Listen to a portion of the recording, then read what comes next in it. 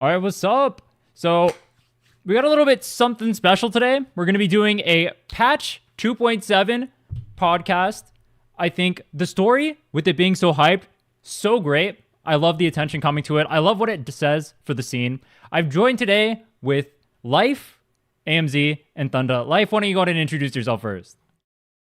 Hi, how's it going? My name is Life Lessons Gaming, and I do lore content for Wuthering Waves as well as other games, but Wuthering Waves is definitely a big part of my channel. And yeah, I mean, I'm very excited about the story. They did some really awesome things with Rhinne, and I'm just looking forward to the future. But yeah, finale was peak. It was really good. AMZ? Hey everyone, my name is AMZ and I make fun Wuthering Waves videos, doing some challenges here and there. And in terms of story, I'm like an average player. I pay attention to it as much as I can. And I've been playing the game since day one, and I endured the 1.0 disaster until here. So I'm really excited to talk about this story as well. Thunder? Hello, I'm Thunder. I am a Wuthering Waves meta-focused content creator, primarily talking about meta and what's good, what isn't, making guides and all that. And something that not many people know about me is I am also a writer in my free time, so I'm very excited to discuss the story. Wait, I actually didn't know that. That's interesting. Yeah. How have I never heard you talk about that I before? read I've heard some. you yap like 30 billion times over.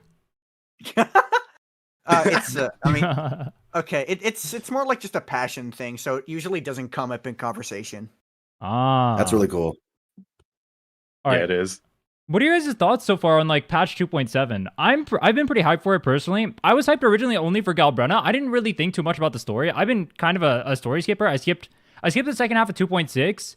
I read through the first half of 2.6, Augusta's part, and I didn't really care too much for that. So I wasn't actually looking forward to going into 2.7, but actually like playing through the story, I was really surprised by just like how quality it was. Yeah, I was excited. I have a very nuanced take. I don't like using the number system much, but I can say if I were to use the number system, once again, it's subjective, just take it for what it is. I say my biased review of the story overall was a 8.7. Hmm? My non-biased review is a 9.7. And a lot of people are like, well, how's the non-biased review higher than the bias review? And the reason why is because I basically, with the bias review, I'm looking at like how the patch works with all the story. Whereas if I looked at it by itself, they just did everything. They did everything that they needed to do. And when you consider that it was on a 6 week, like they've been putting out stuff every 6 weeks.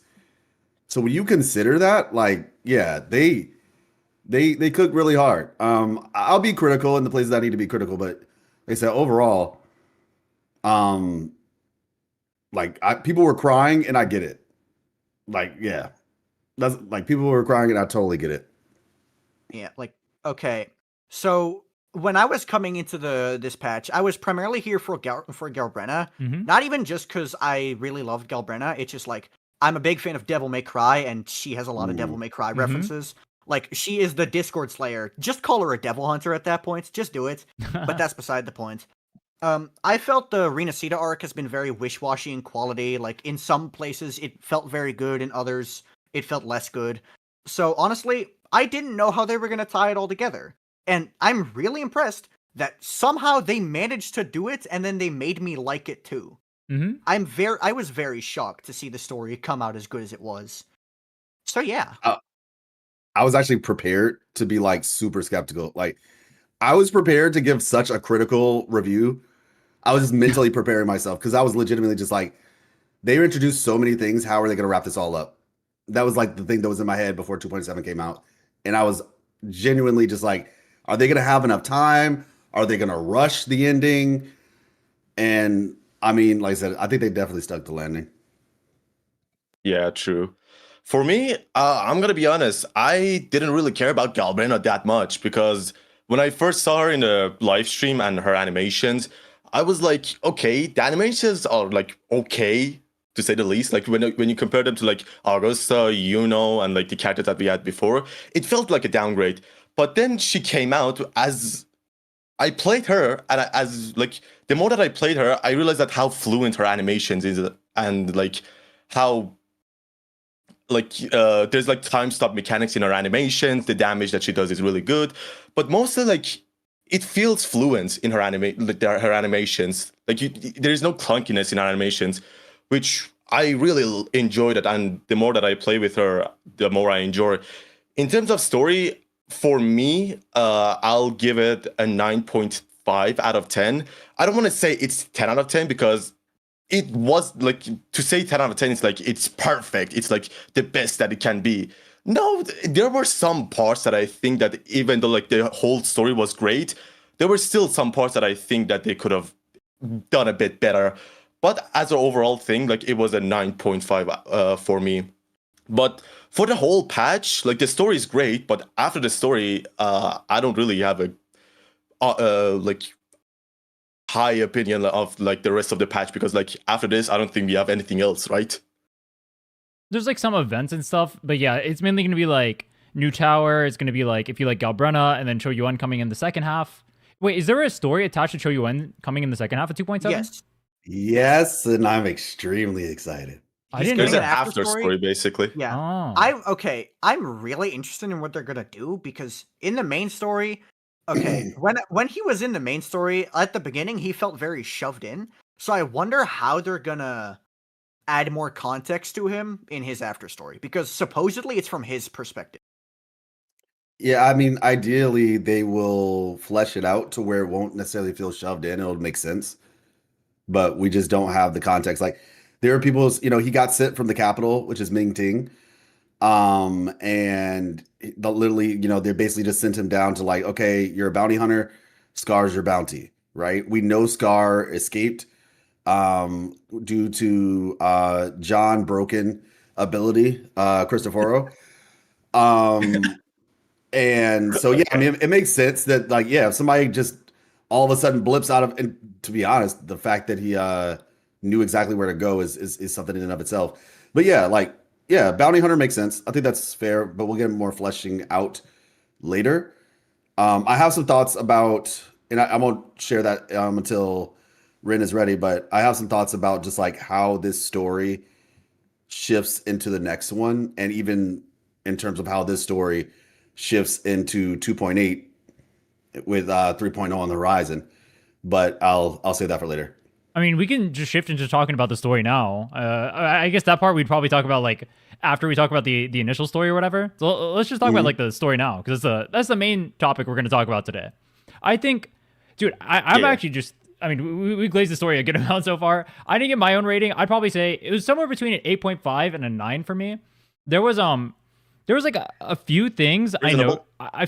I feel like the things that made the story weird for me were like things that they kind of shot themselves in the foot from in the past. Like one of the biggest things. And that's for me, why I said, yeah. That's why I gave the 8.7 if I were considering the past events and how they shaped this one. But yeah. Specifically, I'm talking about like characters, right? Like I remember there was one like distinct part where Chikona comes and like chimes in. Like every single time Chikona chimes in, the only thing she says has something to do with her being a bard, and that's like her only personality trait. And it pissed me off. I was like, bro, you could have given her something like nice for her personality or whatever. And it's just like, oh, sheet music. Oh, I'll write you a song or whatever. And it's every single interaction. That's all of her interactions in 2.7. It sounds like a little bit nitpicky, but like the characters are like a big part of it for me. I mean, okay, here's the thing, right? I feel like in her companion quest, they did a pretty good job at setting up her personality and her conflict. And like why? Yeah, but it's like ignored in this story quest. That's the thing, like you build this character up, and then like in the next chapter, it's like, oh, I'm just a bard. Hi guys, how's it going? Like there was definitely stuff to work with. They just didn't. No, yeah, for sure. Oh, and obviously, like if anyone doesn't know by now, there is going to be some heavy spoilers in the podcast. I think it's kind of obvious by now. I don't think like anyone expects us just to come here and say, like, yeah, the story was great. So what happened? Sorry guys, spoiler. We can't say it. Yeah, we're gonna go in. Lock in. For me, the weird parts about the story, like everything was great, but like the weird part was the second chapter, the starting of that, where like the Chimera just yapped about Galbrenna's story, like just telling us, okay, this happened, that happened. And like that beginning, like I think it's like for an hour or so, like or even more than that. It's like so long, and they're just yapping about her story, and it's like they could have just wrapped it up a bit faster, I think. But then It after that, wasn't like an you kind hour, of but forget yeah. that. Yeah, it You felt like an hour. No, it was definitely. I Like- 100% agree with you. It was a bit much. you, I you 100% agree. must But then, like, understand. I They have think to, most people. you must Okay, understand. You must understand. They have to sell the character. They gotta make their money. They gotta make their They money. were turbo selling Galbrena, bro. She was fine. popping off the whole story, bro. She carried the Yeah, hell out of it. legitimately. Yeah, yeah. for sure. I think God. I want to kind of. Is it okay if I interject right here, MZ? Yeah, go on, go on. So I'm one of the people who defended Murmurstown. I defended Murmurstown. I think what they did with Murmurstown was fine. Like genuinely, I really do. Um, what I feel like people talk about Murmurstown the way that happened. Like Yeah. we literally just walked a couple steps, pause at Phantom backstory, walk a couple steps, pause at Phantom backstory, like Murmurstown was way more engaging in my opinion. Way more. And so so was there. yeah, Augusta was there, but also it's like a new area. Well, I mean, I know it's a new area, but practically you were just like walking in a straight line the whole time. But where with Murmur Town, you were walking around this new town. It would go from the past to the present. You know, we got to see it was just way more if you really consider it. And even the phantoms were moving around. We were seeing history being lived out versus just that sort of situation. And so that was honestly one of my biggest gripes with it. Mind you, yes, there was a lot of great things that the finale did, like genuinely really great things. But, and mind you, I'm a little bit more, as a lore creator, right? I'm a little bit more forgiving, let's say, of what some people might call yap. And I don't even think the content was bad. I think it was more so just the presentation. That part could have been better presented. Just, once again, I do acknowledge 6 weeks. They're on a 6-week cycle. And so I do acknowledge that, but it's just, it definitely, if you feel it. That was definitely That's not all a I'm gonna 6-week story, bro. There's no shot that was a 6-week story. They took way longer to make that. I agree. I'm just saying you have to remember that they're still pumping things out. Even if they started they're still pumping things out at a certain pace. So yeah, like that's what I mean. Like not that they worked on it on 6 weeks, but that the output cycle is still 6 weeks Right. for like that's the big thing that I think we don't take into consideration. I think we overlook just how much story we've gotten. The story has been going on for like 9, almost 10 months at this point, right? Like from 2.0 since January. Like what other game in this genre at that scale, like open world, like who's doing that? The only story that wasn't like super integral was 2.3. Because some people will say, oh, 2.1. No, 2.1, the Man in the Whale is an under main story quest. But even with that, the Vault quest, while it wasn't considered main story, the Vault quest was actually still really integral to Phoebe's characterization and Zani, actually. Bro, And okay. so, yeah, go for it. Sorry, this isn't like something important to say. I just think it's insanely funny that the Order unironically tried to bomb one of their own acolytes. Casualties, Like, It wasn't the like- order though. No, it No, was it the was. Order. It It, was, very much was 100%. the Order. Oh, it was. I yeah, thought it was okay. a task at Discord, like like trying to No. mimicking the order, and it wasn't like really them. No, that was the Order sending a package to the Vault that was a bomb. Yep. And okay, here's the thing.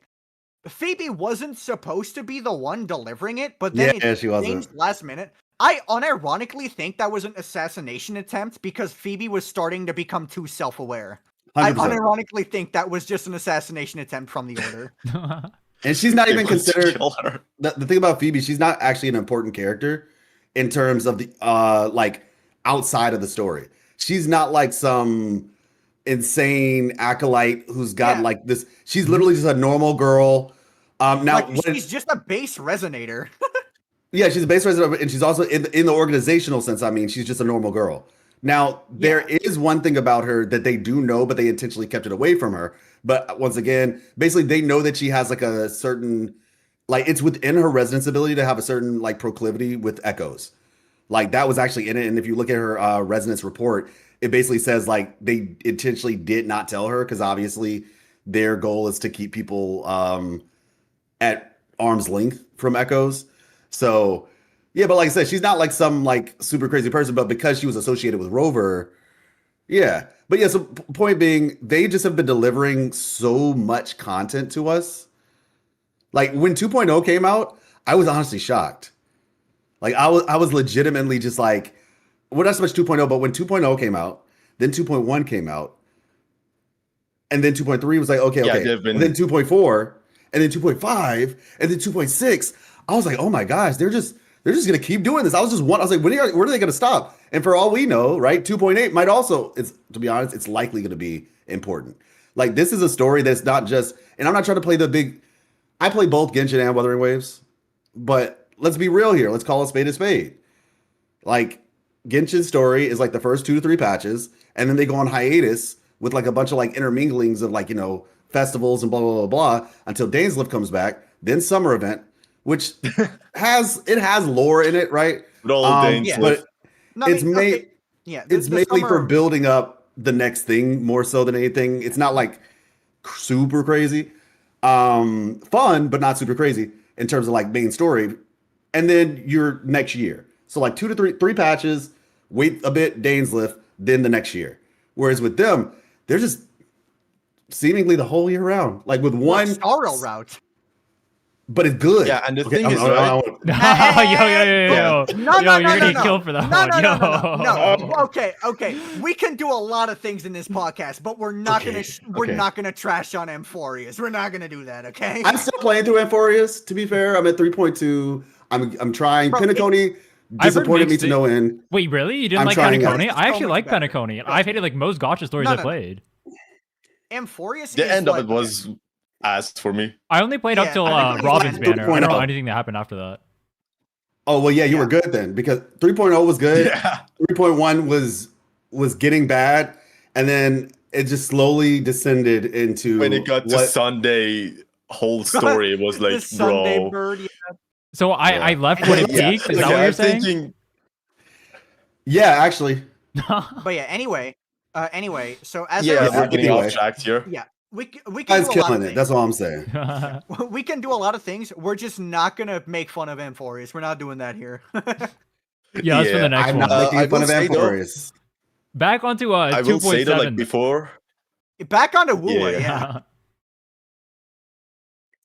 For AMZ. But yeah, like I said, the Uh, point is I 9 will months, say 10 though- months is good.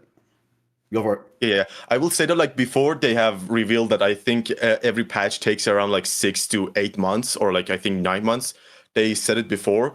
So they're basically working on everything from now. So like you say like it's 6 weeks, but it's not really like they didn't make the whole patch in 6 weeks, all right? It's Yeah. really a long time. Like I think for right now they're working on like patch 3.3 or maybe even like somewhere around that. I will say though, like as bad as it was, like at the start of the second chapter of that of the new story, they did redeem it really fast with the whole combat and the doom music. Like you have to kill all Yeah. of this tacit discourse Yeah, to go dude, through that it. part Like, was- like, that was part was awesome. so that felt good. amazing. Dude, the music and No, the whole story, the music just absolutely killed it. All the references to everything too. You had DMC Yeah. music going on there. You had the Doom music. Bro. Literally, I thought it was like No. Mick Gordon or something they had on that. That was crazy. Wait. Okay, something I have to say for all the DMC fans out there: when you parry with Galbrenna, one of her voice lines is "jackpot." Like, bro, Oh, That's it's sick. so blatant. It's so blatant. Like, I she's haven't literally- wonder heard that who- one yet. So who is that from? I'm self-reporting skill issue. I need to. Oh, yeah. Okay. So, I Still didn't learning even her. know that there Yeah. was a voice line for parrying till now. Oh yeah. Oh, bro, the funniest one is Brant because he literally just says parry. That's what. I didn't know that actually. Oh wow. Yeah, he literally. Okay, so it's not yeah. just me Yeah, then. same. Okay, cool. But yeah, bro, like jackpot for all the DMC fans out there, you go crazy when you hear that. Yeah, I mean, she's just DMC the character, honestly. Like, let's be real. Bro, Like the literally, whole. her normal attack is called Slayer's Trigger. That's just Devil Mm. Trigger. I'm sorry. And then the whole like her debuffs operate as like a combo meter or whatever.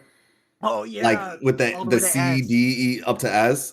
Yeah. There's also like inside of the yeah. story, they have like 50,000 different references to DMC in there. Like one of the things you're like back to back or whatever. With like Oh, Rover, bro. that was one reference. I forget which DMC that was. They had a few of those in the story though. Mhm. Yeah, like bro. And Yeah, then I the haven't Mirror's played that Edge one, but I part- realized like the Doom music. Also, the first something- person part, that Oh, was yeah. so Yeah, fun. that was cool. I want that as an event. Yeah. I want it as an event with less hand holding. Oh my gosh. Dude, that's what that would I be said. amazing. I was like, dude, there's Bro. no shot they do Okay. this. They don't put it in an event or something. Like, there's no shot you make this whole thing. Please, bro. something. Okay, something I don't most want that people- actually, all right? I actually don't want that. What I wanted to do is like make a character that just does that, all right? Like in their ultimate or like in their You want a ability, first all right? Just person, not make be able them, to like, see when you anything? use that character. Bro. Okay. Yeah, you something- just go into first person and like Oh my aim and gosh. shoot someone. I don't know, but like I think I would prefer that over like just an event that everyone forgets. All right, like at all people I forget mean, a they lot have of recurring events. Like They have recurring events. It's Events don't have possible. to be forgettable. I don't Yeah. think.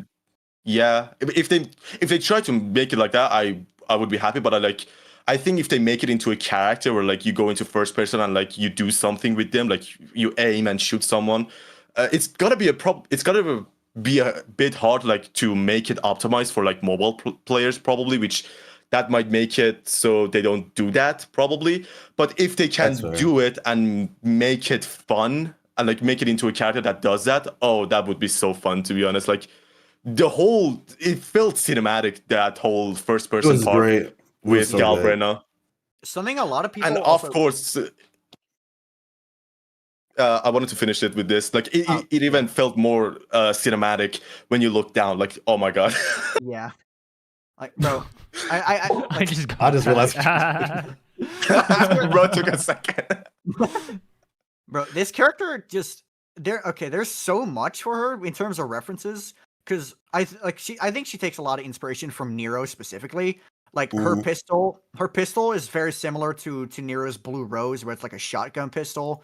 Like Mhm. she's got the wing, she's got the devil arm, and then she also has the Bayonetta heel guns. Yeah, I like, was gonna say that too. and then and she has Dante's that was sick. Rainstorm. Like she has Dante's Rainstorm too in her aerial attack.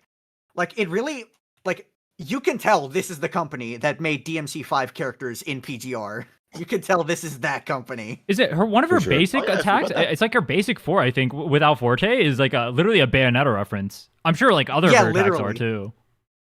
Oh yeah. Also, like her third heavy attack just feels blatantly Bayonetta. 100%. Yeah. Mhm. 100 And then obviously the jump in the sky and spin thing is DMC. So Right? Oh yeah, the Rainstorm from Dante. yeah. But I guess with that being said, to kind of get, I guess, in terms of like depth with the story a little bit, I feel like I said, they had a lot of things they had to do. And one of the things that I think is just really notable that is easy to overlook, and I always go to, interestingly enough, Chacona, her event quest. The NPCs and voice actors, Mm-hmm. like Oh, the voice actors. because the reality is, it's the voice actors that bring these characters to life, right? Right? And there's an NPC, and we don't even actually see this NPC physically. We just hear them. But if you did Chacona's quest, if you didn't, I highly encourage you to do so.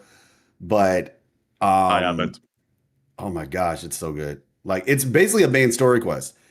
Like it a lot really of people realistically have- should have been a have main said story that. quest. And there's this one NPC, and for y'all who did do it, you know what I'm talking about, where he basically has this line where they're singing like this hymn or whatever, and then he stops them and he's like, "You hypocrites!" You all remember that one? I don't think I do. I did the story, or no. I did Chacona's story. I don't remember that though. It was I don't remember in either. it was in the book. It was inside the book. It was one of the pages in the book. And the guy basically was like, "You hypocrites," and then he curses out he's cursing out I think it was like the order. Yeah, he's cursing out the order basically, because he's talking about like how they fought, and basically they're just turning their struggle into like some ritualistic ceremony. But more so to the point, like I said, everybody was excited about Carlotta's grandfather, for example. Mhm. Everybody wants like characters like Rosemary, Avidios, right? Like this guy went from like, huh? Vidius is a Karan. Yeah, Oh, yes, Charon, but Charon. Charon, you know who Charon is, The though. the So, like architect. The architect. that's the great architect. Yeah. Right? Yeah, I don't want. Yeah. They did say the name, but like I always forget the name, so I just call him Karan. To be honest, I got you. Schwarz something. Yeah, It's German. I calling him that. Yeah, it sounds Schwarzenegger. German. But yeah, I think in my opinion, he has the best voice acting for an NPC. Like, bro, holy the He accent. sounded so unique. Mhm. Yeah, it was crazy. He's also scarily smart, and that's the thing that I've talked about before. Like the enemies in this game, Christopher, like we're not dealing with like just Overthrax was like your typical brutish type bad guy. It's like, oh yeah, I'm gonna cause a war, we're gonna fight people, but no, like Let's do the chaos. Leviathan was calculating. Mhm. The Fraxidus are extremely calculating. And so yeah, like these are some smart enemies. And the bro literally played the role of, death, right? Takes them over the bridge.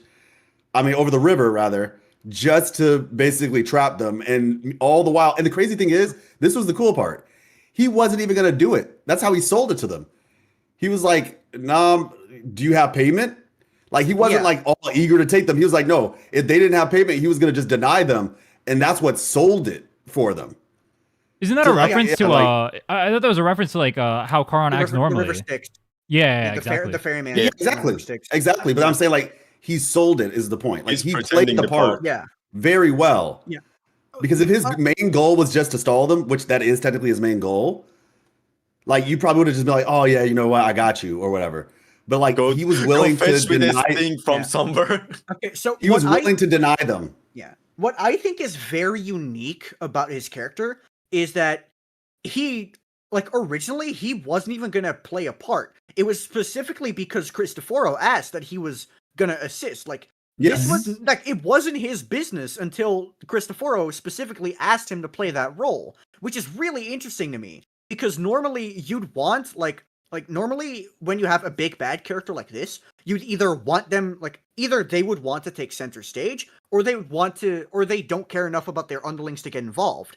But this guy feels so different. It really feels like it feels like he's entertaining his 100%. The his children. underlings.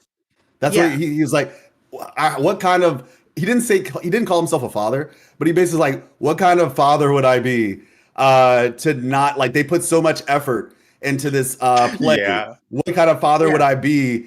Like the villains, listen, I've said this before, this little story, but so I have my wife watching the story, right? I play it, she watches it because I have like 2 accounts. So I usually play one on stream, one off stream. And I want to say it was maybe like in either 2.4. Yeah, I think it was 2.4 actually. When Christopher shows up on the screen, she instinctively punched, like air punched at the screen. And it shocked me. I was like, yo, like she had this like visceral reaction to this man. And I was like, dang, you really don't like him, don't you? God. And people hate him, but that's like the good part. He's such a good villain. Yeah, I think the only person that likes that character is Gotcha Smack, to be honest. He's the only one that likes him. I like him. He's cool. Yeah, no, I like him. Yeah, okay. Now that we're on the topic of Cristoforo, I think that his motivations are incredibly unique as a character. Because Cristoforo is the playwright. He is a Feed writer. us, Mr. Writer. Feed us, Mr. Writer. Yeah, go. Yeah. And okay, he sees that he feels that destiny exists in this world, but he hates it. So he tries to make a destiny of his own, and that kind of feeds into the contradiction that a villain should have. A villain should either be wrong or have the wrong mindset, and Cristoforo has that wrong mind. He's going about the issue wrong. Where I agree with him that fate is cruel, and you should always try to go against fate. But in his arrogance, he becomes fate itself. So that's that contradiction that a villainous irony that you want to root against. Yeah. That's the kind of contradiction that you're looking for when it comes to a character you're supposed to disagree with. And I think he's written in such an interesting way. And he also ties back to Rover in a very interesting way, because it's like he said, Rover kind of has been this character that inserts themselves into other people's problems and then Yeah. goes about fixing it. And Cristoforo almost manages to convince Rover that they're wrong until Gelbrenna and the rest of Rhinne heroes come to break that delusion. I really love it when there's a villain who is able to twist the hero's actions into something that is not and make them believe it. Like, And to be fair, Frolova did it a little bit even in 2.5. Yeah, just Frolova to give did her something very flowers. similar. Yeah, Frolova did something very similar. Because I genuinely believe that where the story is going is the more and more Rover learns of their past, the more they realize that their past life was in the wrong. Because, for example, Rover seems to have either created or trained the Sentinels. And as we've noticed with both Jue and Imperator, they have been wrong. Jue undermined the authority of the human population of Jinzhou back on Mount Firmament, and Imperator eventually realized on their own that they are wrong for trying to decide the destiny of Rhinne. So, and I'm assuming that these philosophies are at least sort of based on what Rover from the past taught them. So I think where the story is going is that the more Rover learns of their past, the more they're going to disagree with their past selves and diverge. You know from their what? path. You're cooking. You're cooking, because that's actually a really good point, because the idea is that and not to get like too deep into it at the moment, but the idea here being that we know that Rover was essentially the teacher. Like you said, Rover taught the Joy straight said it out of his mouth, like, everything that I know I got from you. Yeah. And this is kind of like that concept around like parents and children. Like, children are just sponges, right? And so if Joy is wrong, Rover's wrong. So and the interesting thing about it is, if you can see this trend that we're seeing, right? 2 nations now where both Sentinels essentially are being relieved of their duties, one way or the other, and humanity is kind of taking the torch, essentially taking on the role of governing themselves, right? Yeah. And so like this idea of, we need to help lead, guide civilization, blah blah blah. Yeah. It's like, well, now it's time for humanity to do its own thing, and maybe the philosophy was off from the get go. So that's like, you cooked with that, bro. With Rhinne, it's been very blatant, because they quite literally take the future of Rhinne and they give it to Phoebe in the form of the civilization capsule, which, by the way, thank the Lords, they finally paid off her development. That was something that was really ticking me off. Wait, I thought that part specifically was like them trying to like hand over the destiny over to humanity, right? Not necessarily like Phoebe or whatever doing anything. It's supposed to be like I know, like I know, like I wasn't done yet. Like, it was like that was the symbolization of humanity getting the torch of Rhinne, and they did it in the form of Phoebe, because Phoebe was already Phoebe was someone who was indoctrinated her entire life, and even she was able to see through that. So I like that they've paid off Phoebe's arc of doubting the Order to now basically being the one who has to clean up their mess, which I like. Yeah. And also, it's and back to Rover, it's very it's also in the subtle things, because Rover's disappearance essentially let Camelia's forte go haywire, forcing Camelia to get rid of her own memories. And Shorekeeper was left waiting on the Black Shores, and Tethys was gradually, Tethys needed a host. And Rover essentially just left them alone to deal with that without really considering the effects of what was going to happen. So I think that Rover's previous life is going to be revealed to kind of just be an ass. I mean, this goes back to what Frolova was talking about, where Frolova basically said, like, I don't have the exact quote, but she was essentially like, what madness drove you to forget everything that you built, to essentially forsake every last thing that you built. And she was basically saying, like, I thought I was the crazy one, but like, you're far more determined than me. Like, I thought I was the obsessed one. Exactly. You're so obsessed with whatever your goal must be that you're willing to forget everything, forget every connection, basically just be like this being practically lacking guidance in so many ways, because of all the things that you lose. Being another example of it. They take these different characters. Camellia, you remember Camellia was kind of talking to us. That was like the beginning of that conversation, where toward the end of her quest, it was like, do you ever think about the fact that your memories are lost? Because like this is affecting me a lot, and so how are you feeling about that? And then they kind of touch on it again with Frolova, and then again with and that idea. And so yeah, like it's definitely coming to a head Like for sure. I feel like I do believe that like I feel like Cristoforo also kind of played on that fear within Rover's mindscape. When Leviathan kind of created Rover's biggest fear. Because what Rover currently fears is losing everyone that they built a connection with. And, Leviathan specifically took the memories of Rhinne, because I'm assuming Leviathan just has more control over that. But if that is Rover's biggest fear, the fact that in their previous life they were just able to forsake all of that really shows that Rover's past life was a very different life from the current one.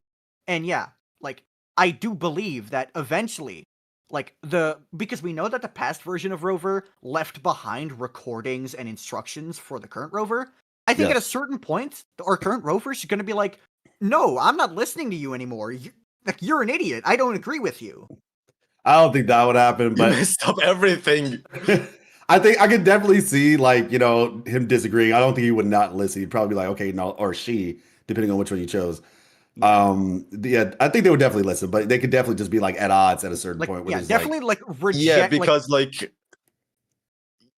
because Rover realized that he was wrong, which is why he chose to like forget his memory. So like those messages that he left for the new Rover is like, okay, I know I messed up, so here's how you can fix what I did. Basically, I don't think like it's probably like a 4D chess move, 5 head plays type thing. Yeah. I want to make one note on something that Rhinne said. Okay, go for it. Mine is a big long conversation, so you go first. Oh, I was just gonna say one thing that you said, Rhinne, was this is a little sidebar, but you were talking about the music, and I wanted to mention this earlier, but 2.2's music, right, was really good. Like the song that played with Carter Thea and all that. With Gloria yeah, with Gloria I Shall Fall. That was really good. You know what else was really good that I actually liked equally as much? The one that played in the trailer at the end, when there was that little thing with the town where it looked like she basically obliterated the town by transforming.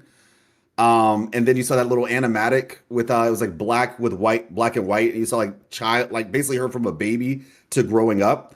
That song was so good. Like, it was so good. And so to go from that with Gloria Al-Shafal and Alex, I don't remember the name of the one from the animatic, but I'm sure anybody who's listening knows what I'm talking about. If you don't, you could just check. It was a cinematic that they had. I think it was the first one that they showed where she was like walking and the little boy. It looked like Fleur de Lis was about to hurt the little boy, basically. And it was like about the knights, essentially. I was thinking I don't think they're gonna beat this, man. And somehow, I'm not even saying they beat it, but the song that played at the end of the quest, for me, was on par. Like, that one was on par with those two as far as like ending quests. And I'm not talking about the Whisper Wind Haven song, which is also like one of my favorites in Rhinne. But just in terms of vocals, that song was so good. It's going on the playlist. I just had to make the honorable mention. I'm not gonna lie, the entirety of like improve the music. Yeah, I think like 2.0 has had really good music so far. Like, I remember specifically Frolova's theme song was really good. I'll go into like the Sonora area. Oh yeah, that was insane. I'll just go in there to like listen to it in the background. Porsche arrives. Exactly, bro. Yeah. I just found this out yesterday. Actually, I have one of the open world song apparently for Wuthering Waves. Somehow I had that on my playlist. I didn't even know it was on my playlist. I just had it on there randomly, and I was just listening to it. I was like, I heard it yesterday actually during the story, and I was like, dude, why does this song sound familiar? And then I just found out I've been listening to it the whole time, but I didn't know it was from Wuthering Waves. That's crazy. I have the Maya's boss fight song on my playlist as well. Okay, one thing that I wanted to talk about a bit more, sorry I cut you off there, was that the thing I love about this game that has been like it surprised me a lot is Fraxidus. So when we get into the game, like the Thermodians are like these bad guys, all right? They want power, they want to end humanity, yada yada yada. We all know that, all right? Fraxidus at the beginning seems like one of the bad guys, right? Like especially like with Scar, bro looks like a maniac that just like wants to do stupid shit, all right? He kind of is. But after yeah, like that's what he is basically, and because of him we basically feel like Fraxidus is like this bad evil organization that we need to stop, all right? But as the time is going on, like with each of the characters having their arc, they're not just like these bad characters, they're complicated. Like for example, especially with Frolova, and now it's starting with the Cristoforo. So like with Frolova, after seeing her backstory, after seeing everything that she went through, there was a lot of debate about her and like that story where like people were saying, oh, it was Rover's fault. People were saying like, it was Frolova's fault. And a lot of people felt what she like was feeling and why she was doing all of that. And then after that, we have Cristoforo, where it's like, okay, they're not just doing this stuff for like to, just be bad and like get like rule everything and get power. All right, they have a goal, and they said it a couple of times that like they and like their goal and Rover's goal is like not really apart from each other. Like it's the same goal. I think that's what they say basically. And it's that they don't oppose each other. Their goals don't like oppose each other, I think. Yeah.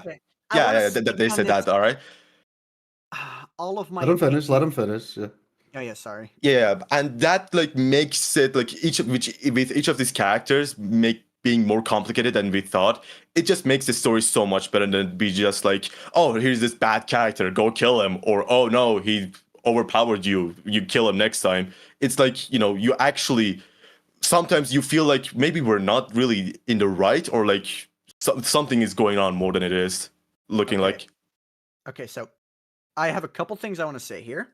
First of all, about the Fraxis Overseers, okay, while it's like they have their struggles that cause them to turn to their current life, they are still very much bad people. Like, let's not forget, like they are horrible people. Frolova is an obsessive maniac. Scar is simply just like like an insane person. Cristoforo is a maniac trying to play God. Like these are not good people. No matter what they went through, they are bad. Aren't they literally all genocidal too? Yes, that is. Yeah, they're all genocidal maniacs. And then, second of all, unironically, I have more. Okay, Leviathan also felt like pretty similar in this regard, where Leviathan didn't play bad because Leviathan is inherently evil. It's more like Leviathan saw themselves as the god of Rhinne. Like they believed they very much had this authority, and Leviathan. Oh wait, I'm not. Yeah, I don't agree with that. Action. No, that's not. I know you're not. I hear everything you're saying. It's just that's not necessarily Leviathan's MO. But no, I mean, yeah. I mean, based on the dialogue during the boss fight, Leviathan definitely does see themselves as the true divinity of Rhinne and wants to decide its fate. I think the idea is want here. Like Leviathan knows that they were not the original one. Leviathan. This gets back into the concept of the Thermodians. We're kind of learning about the creature that is the Thermodian. Leviathan is a covetous being. It coveted what Imperador had. That's why it tried to mimic. It's like, oh, you have a civilization, I want a civilization. Yeah, like, and it tries to give gifts, right? In the sense of like, that's why with the trailer where we saw, I think this was her Resonator showcase, yeah, where it basically was like kind of like it was kind of like Jesus in the garden where Satan was trying to tempt Jesus, like, hey, if you bow down before me, I'll give you all this, I'll give you power, I'll give you authority, blah blah blah blah. And I think everybody recognizes that Carthea / Fertiles, is like a parallel to Jesus. I think that if you haven't figured that out, like, yeah. I mean, Judeo-Christian, Catholicism, stuff like that. It's all throughout Rhinne. But the whole idea is just that Leviathan covets. Leviathan is quite literally Satan, where like it wants to be God. It wants the power that God had. So it that's why I said like it doesn't necessarily see itself. It knows it wasn't the original true God or whatever. But it but believes it is should be. it's a usurper essentially. Yeah. Like Yeah. Leviathan believes The they thing is, deserve that right? authority. Yeah. The thing is, right? You said like they're like, you felt it like you were talking about Fraxidus as well, all right? The thing is, right, with Fraxidus, like I'm specifically talking about Frolova, all right? We really don't know that much from other characters. Frolova's goal is a good thing. Like she wants to bring her people back. It's a good thing. The way that she's doing it is awful, all right? It's not a good thing. From what I realize is She's trying to play like God she here. just wants her. No, It doesn't matter. Like Good intentions. the thing is, bad right? actions. She's Good intentions, just saying yeah, like good I want to intentions. bring my people. Yeah. Good intentions is probably the better way. Because But like to say it's Leviathan a is good basically thing, you're basically saying that ends justify the means. Because by saying it in of itself is good, you're saying, well, since this is good, whatever I'm doing is okay. And it's like, is it really good? yeah. Is it natural? No. And I mind you, think that's a The way complex that she's doing it conversation. is awfully wrong. It's a complex conversation. But There's yeah. potential that it could work, right? Yeah. But the way that, like I said, in the beginning, I had no problems with her. Like she's spending all this time researching. She's not trying to, kill people or because Yeah, exactly. realistically speaking, the Fraxidus as a whole, and I've explained this before. The I want to address the whole what the goal of the Fraxidus is and how he says, "Oh, we're not that different."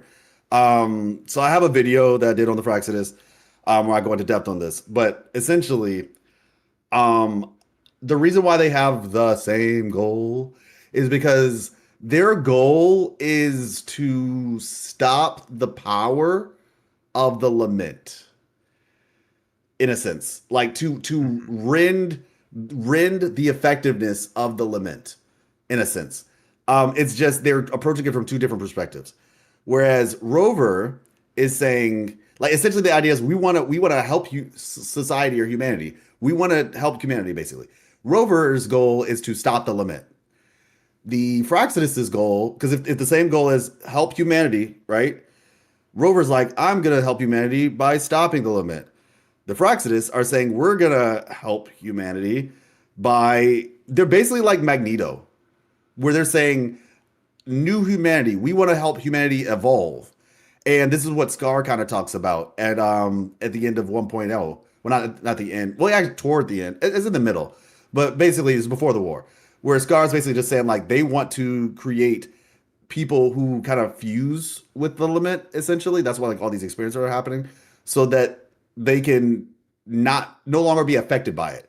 It's like if you can't beat them, join them, essentially. The problem is it's non-consensual.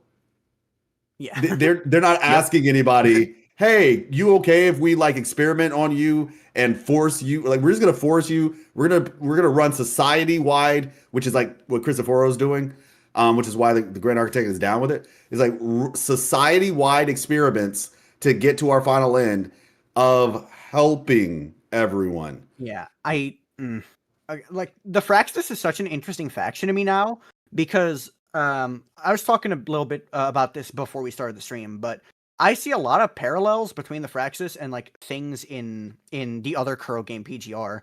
And one of the lines that really interested me was how the Grand Architect at like the near end of the quest mentioned that they wanted to like transcend reality in some sort of way.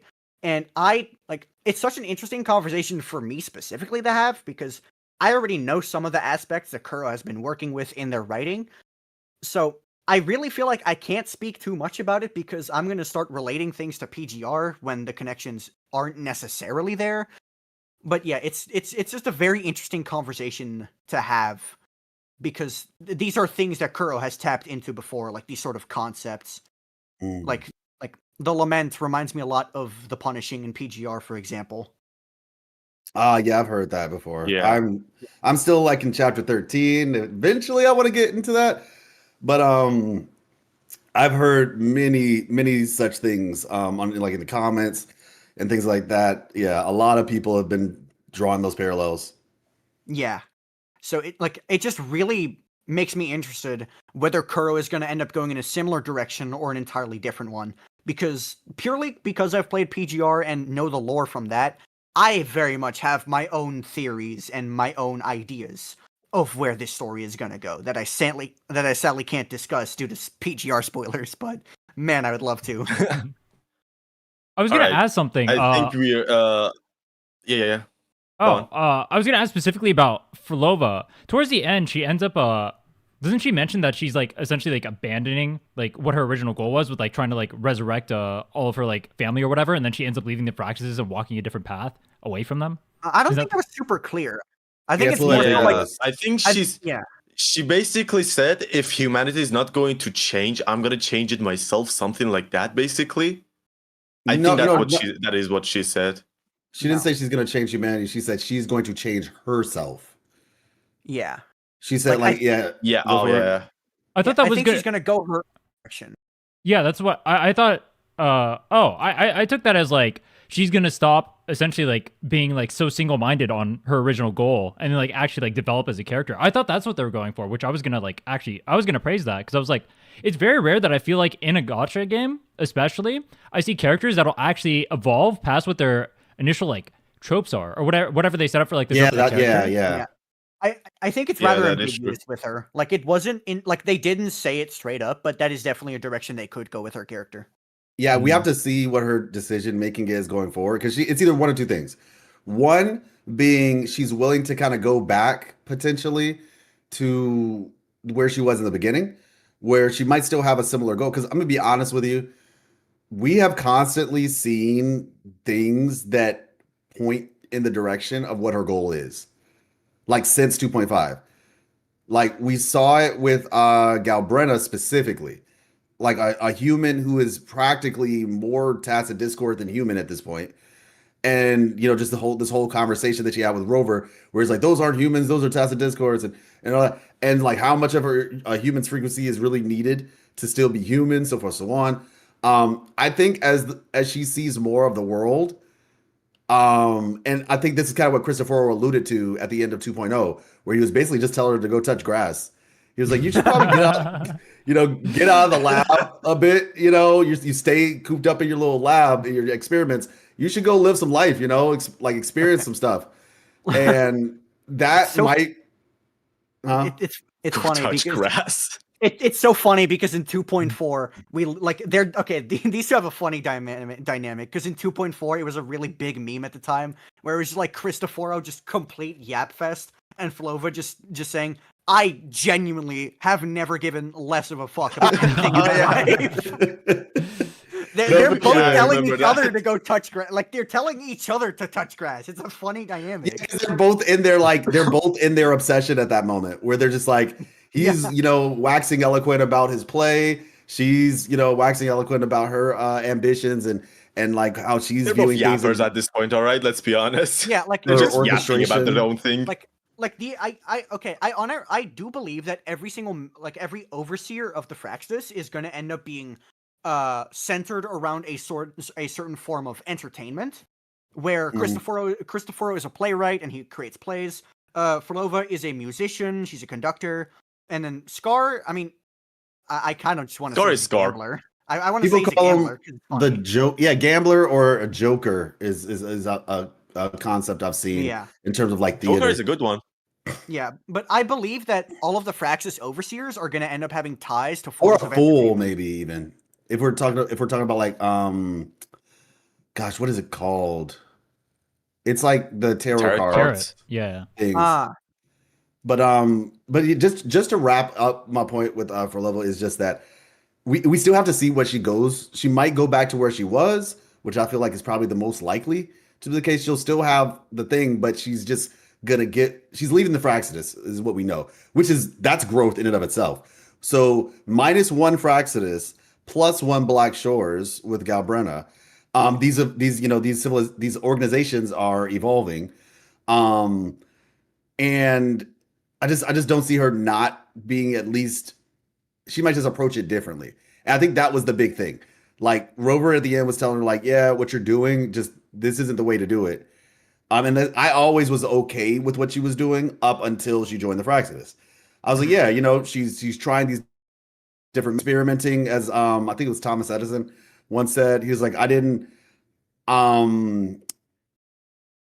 fail 9,999 times. It wasn't that many times.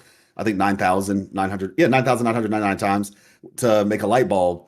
I found out 999 ways not to make a light bulb, basically, because he Yeah. learned something from every failure. And so she was, scientific method. That was kind of what she was doing until, like I said, big man, unlimited face card, um, basically came in and said, "Hey, manipulation." And so, Yeah. yeah, I think she might go back to that. But like I said, the growth aspect that you're referring to, Ren, is just the fact that she's willing to essentially, like I said, drop this way of going about it, and like, you know what, maybe I need to change. And that's a thing that we only saw so much of on screen, but we didn't see the centuries, right? Yeah. Of Fraxidus involvement that she was in to even realize how big of a thing that is in terms of growth. She definitely has realized that she needs to take a step back, and the second you take a step back, you start seeing where you used to be in an entirely different way. And I believe that from taking that step back, she might realize that, oh God, what have I been doing? Mm. Yeah. That'd be Okay, I interesting to will see say if we though, get a chance to see that. yeah, I will say though, like if you're going to just talk about the story, we can like talk about it for like 4 hours and theorize. So I feel like since there's a couple of things that we need to talk about as well, let's end the story part with this question, or like the point that I wanted to talk about is Rover. All right, so Rover, in the previous patches that we had, like for August, and it's like, bro, he just comes in and saves everything. All right, he's the main protagonist. He does everything. He's overpowered everything. All right. In this story, they made him look so weak that I loved it. All right, like basically the Leviathan is going into his mind, showing him like, oh, your friends are dying right now. Here's how each of them are dying. All right, and Rover just like his head just gets messed up. I love that. All right, like finally, like Rover is not like this perfect protagonist that saves everyone. All right, they kind of went that route for August and story, but for this one, he literally like got caught in a trap, and Galbrina had to save him. And the most like fucked up part about it is the only word that I can find, to be honest, is that we get to a part where like the logging screen, basically the rock part, all right? And the left part of that part is the graves of his friends.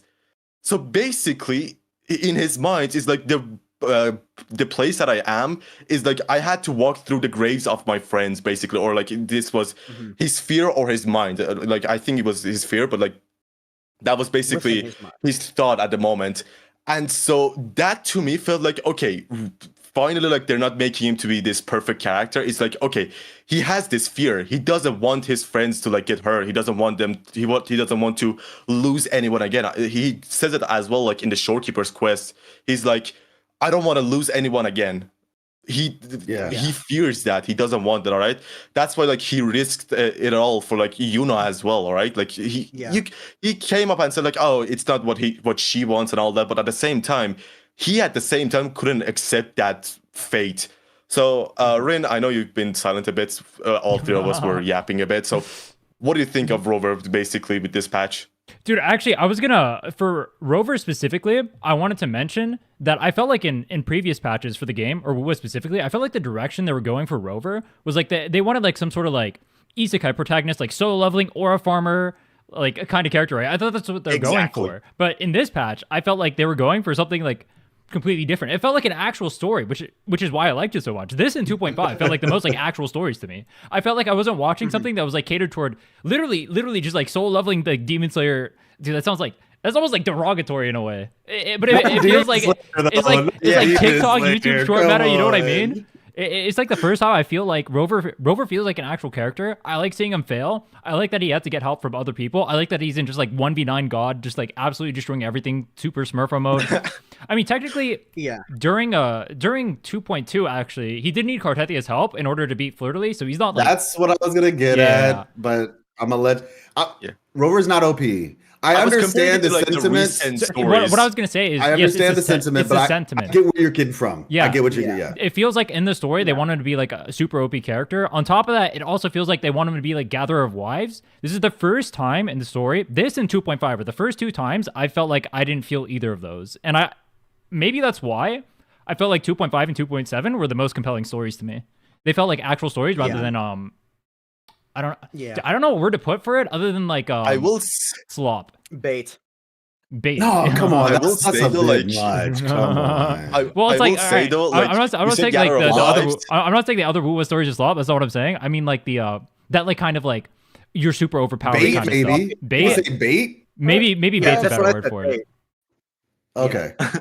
Okay, so I will say for- though, before you say that, off note thing, you said Gather of Wives. I just remember the end part where like you're seeing all of the Rhinne characters and they're all females, and Brandt is just sitting in the middle. That was kind of funny to me. Yeah. It's Yeah. like all of them are females, but like Brandt is sitting there saying like, "Hi guys, how's it going?" I think what could have helped That was with funny to me. what could have helped with that is if they, because the thing about it is the way they tell the story, and admittedly a lot of the male characters are the bad guys. But what could have potentially helped with that, and we did see these characters throughout, mind you, but if we had saw like that final thing was like Mr. Full Mean was there and Carlotta's grandfather was there, right? And basically like Carlotta's maybe like grandfather was sick, man. yeah, or a Exactly. farm. Bro, remember that one Turkish shooter from the Olympics? He was like that guy. Yeah, it's Nice, true. yeah. Bro just came on and like bro was just headshotting every single task that Discord. Walking in. Carlotta can't do that. I mean, she learned from the best, I guess. Yeah. But yeah, like I think if they had added those characters, right? I mean, obviously there were male, like Alto Calcaro was there to help. Like I said, a Fool's Troop member. I remember like the dude with the fireworks, just as an example. He's like a recurring character they showed a couple times. So yeah, like No, they wanted characters to like advertise that. the 5 stars. And obviously a videos wasn't there. So yeah. Yeah, and I know that. But point is, yes, that is the case. There was male involvement, just not in terms of the playable characters, which is a whole nother conversation in and of itself. But Yeah. I think one of the things that helps, at least for me, because when I look at character stories, I'm looking at it as a story. I'm looking at it like, okay, each character is playing a role, whether you're an NPC or not. Like say Cristoforo, for example, being like a very major part. But I think that's the thing. It's like he's a bad guy, so Yeah. you're not going to see him in that thing. So it's not like that represents the entire story, but definitely the playable cast. Yeah. It's a thing. It's a thing.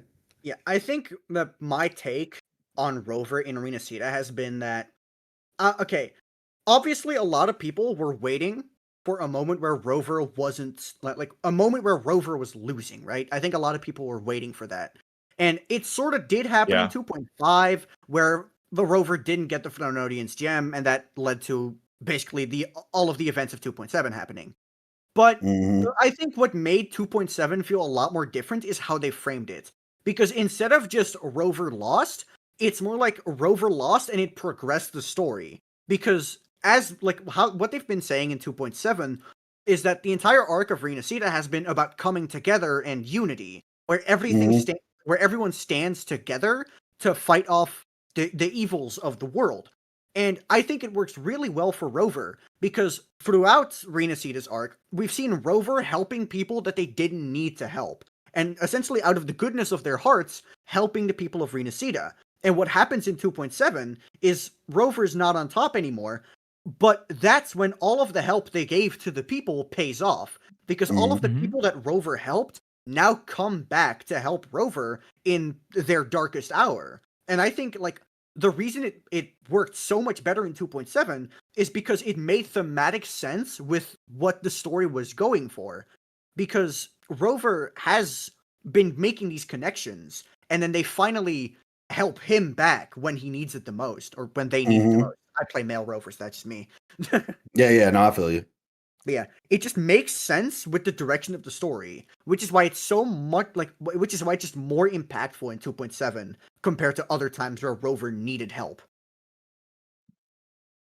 I feel like it was impactful in 2.2, but the one problem I had with 2.2 was the thing everyone gets away from that is like Rover's like super Omega OP because of the aura farming cutscene, right? Where it's like you go like triple Rover and then you take out Fleur-de-Lis, and that's all everyone remembers from 2.2. They remember that specific moment, even though I don't think that was what it was supposed to be, but that's what ends up in everyone's mind. Actually, the meme that Karithia does the "I'm actually" one is another thing that people remember. So I'm actually wrong. But yeah, like I guess we her should try to falling say. also her falling on Rover's chest on the boat. Yeah, Oh yeah, true, that's true, been true. beautifully memed Oh yeah, into you said like the like, crownless and whatnot, crownless and Proto Rider tripping on each like, other. oh my gosh, bro. I'm gonna be honest though. The best part about Karithia is her VA. Like she's such a wholesome She's so person. based. He's so based. She started Amanda the whole Rishel, like bro. people started becoming the wuwa characters on Twitter because like I think tweet that she made. There, Oh, really? She started it? I have this. Bro. Yeah. She basically started it. I have someone that I'm following on Twitter, and this person's account name is Zhang Liao's prostate arm, and bro just Prosthetic pretends arm. to be Zhang Prosthetic, Liao's yeah. arm. Prosthetic. No Prosthetic, yeah, prostate arm. And like. okay. Sorry, miss word, but like When I- yeah, it's so funny. Like the community just like changed a lot because of just one thing Yeah. that she said. That was Okay. so wholesome. Yeah. Randomly, just one thing that came up to me. The fact that the Karithia voice and the Fleur-de-Lis voice are done by the same person, it makes sense, but when I found that out, I was genuinely mind blown. That's Like, all of us, what do by you- the way. Yeah, same. Like, what do you mean that's all just her? I And got a people chance. realize that from a voice in the game. Like in the game, she basically changes her voice as Yeah. she's saying that voice line. Yeah, People like, realize that holy from there. range. Holy range, damn. Yeah, I actually got a chance to interview her, and I've actually talked to her a couple times. Yeah, I saw that. We even on her own channel we did like a lore discussion. It was like really in depth. If anybody ever wants to know more about just whatever questions you might have about the lore, it was like practically a class. And they enjoyed it. Like she told me like her community really enjoyed it, which is crazy to think about. Like she has a community now. It's not even just like just the voice actor. She's a content creator in Wuthering Waves, which is wild. But yeah, like she was just telling me about her experience in the interview and just like how she started, she was doing this is the interesting thing about her. She did theater as well as on screen. So she's done like she has a lot of experience. She does off A screen. lot of VAs right? have that too. Yeah. She's done off screen and on screen and on stage. And so like a really well-rounded just voice actress. And so but back to your point though, Rhinne. Yeah, a lot of people do miss that like Rover was stuck. Like Fleur-de-Lis was about to like ding ding ding all three swords boom. If Karithia did not come to basically do her part to try to help break him out basically. And on top of that, not even just that alone, but also just obviously like the sacrifice aspect of it all. And even before the fight, that's the other thing too we have to acknowledge. Even before the fight. And this is why I have to like constantly being the actually lore guy, because it's just like Rover didn't just go in there by themselves. They had help. Like Contarella played a huge role. She was going around collecting all the Imperador frequencies to help with the fight for Rover as well, with the sword. That it's a group effort, and to be honest, Rover, I do understand the sentiment. I get it, and I understand that most people aren't paying attention that hard to it, and so for a lot of people, perception equals reality. So when it comes to writing your story, you have to be mindful of that your audience is probably not going to read into it as deeply, especially if you're not doing something that encourages them to do so. So it's just like you have to. That's the big difference. But the reality is, Rover throughout this whole process, whether it was 1.0 and Jinjo to 2.2, so forth and so on, it's always been a group effort. But I think part of it is like Rover's mentality around it. And Rover's mentality has constantly been, oh yeah, I'm going to do this myself. And the cutscenes are constantly Rover, aura farming and stuff like that. And so I think people would probably say, like, when I would say that, this is what people would say. That's cool and all, but when are we going to actually see that? And I think that's what we got with 2.7 is when we actually got to really see.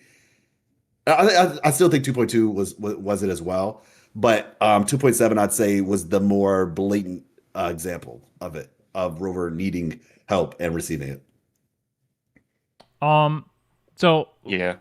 we can So move on Rhinne, from this. what is Yeah. Yeah, I was gonna say we can move on from the story from here. We can talk about let's talk about like the patch as a whole, like the content in the patch. Or I know a lot of people have been complaining about like there's like a lack of events right now. They feel like especially from like the last few patches, kind of gaining that sentiment too. They feel like there's not much content inside of the game itself. You have like Tower, you have wuwa, both of them reset like monthly, so that's like 4 weeks of waiting in order to clear each one. What are you guys' thoughts on that? I'll start with AMZ actually. What do you think about that? What are your thoughts on like the current state of content in the game? Okay, so I think because the story was so great, I'm okay with like I can get it why they couldn't like make a lot of new events and like insane events like or like combat events basically. I can get it, all right. I'm okay with it, all right. But I know a lot of people don't like that at the same time. One thing that I would have rather is like for them to just rerun some of the old events where like people loved. Like for example, the parkour one. I don't think it's really hard to make that event Same. again. Like it's not that hard to make, and it doesn't have to be like super optimized, right? Like they could have just rerun some of the old events, like the tactical simulacra was it one of them. Like I think if they did that, I would have loved it. But for me, I don't mind it. But at the same time, like I can see like why a lot of people don't like it and like they're gonna get bored. And especially right now, like when the second part comes out, like when Chiyuan comes out, and his story also, after like 2 or 3 days, then the game is dead, all right? Unless like they start teasing 3.0, which I don't think the next patch is gonna be 3.0. I think like it's gonna be a filler patch where they're gonna get ready for the 3.0, just like how they did it with Camellia. Well, it can't be 3.0 because we haven't gotten Chisa 1.4. yet, right? And she's already teasered for like Yeah, 2.0. So it can't be 3.0 next. It has to be 2.8. Yeah, I'm yeah, thinking- and plus they could, like- time-wise, they told us every 6 months, and so January is the new beginning for every new patch going forward. So the time in between, 2.0, 2.8 has to happen.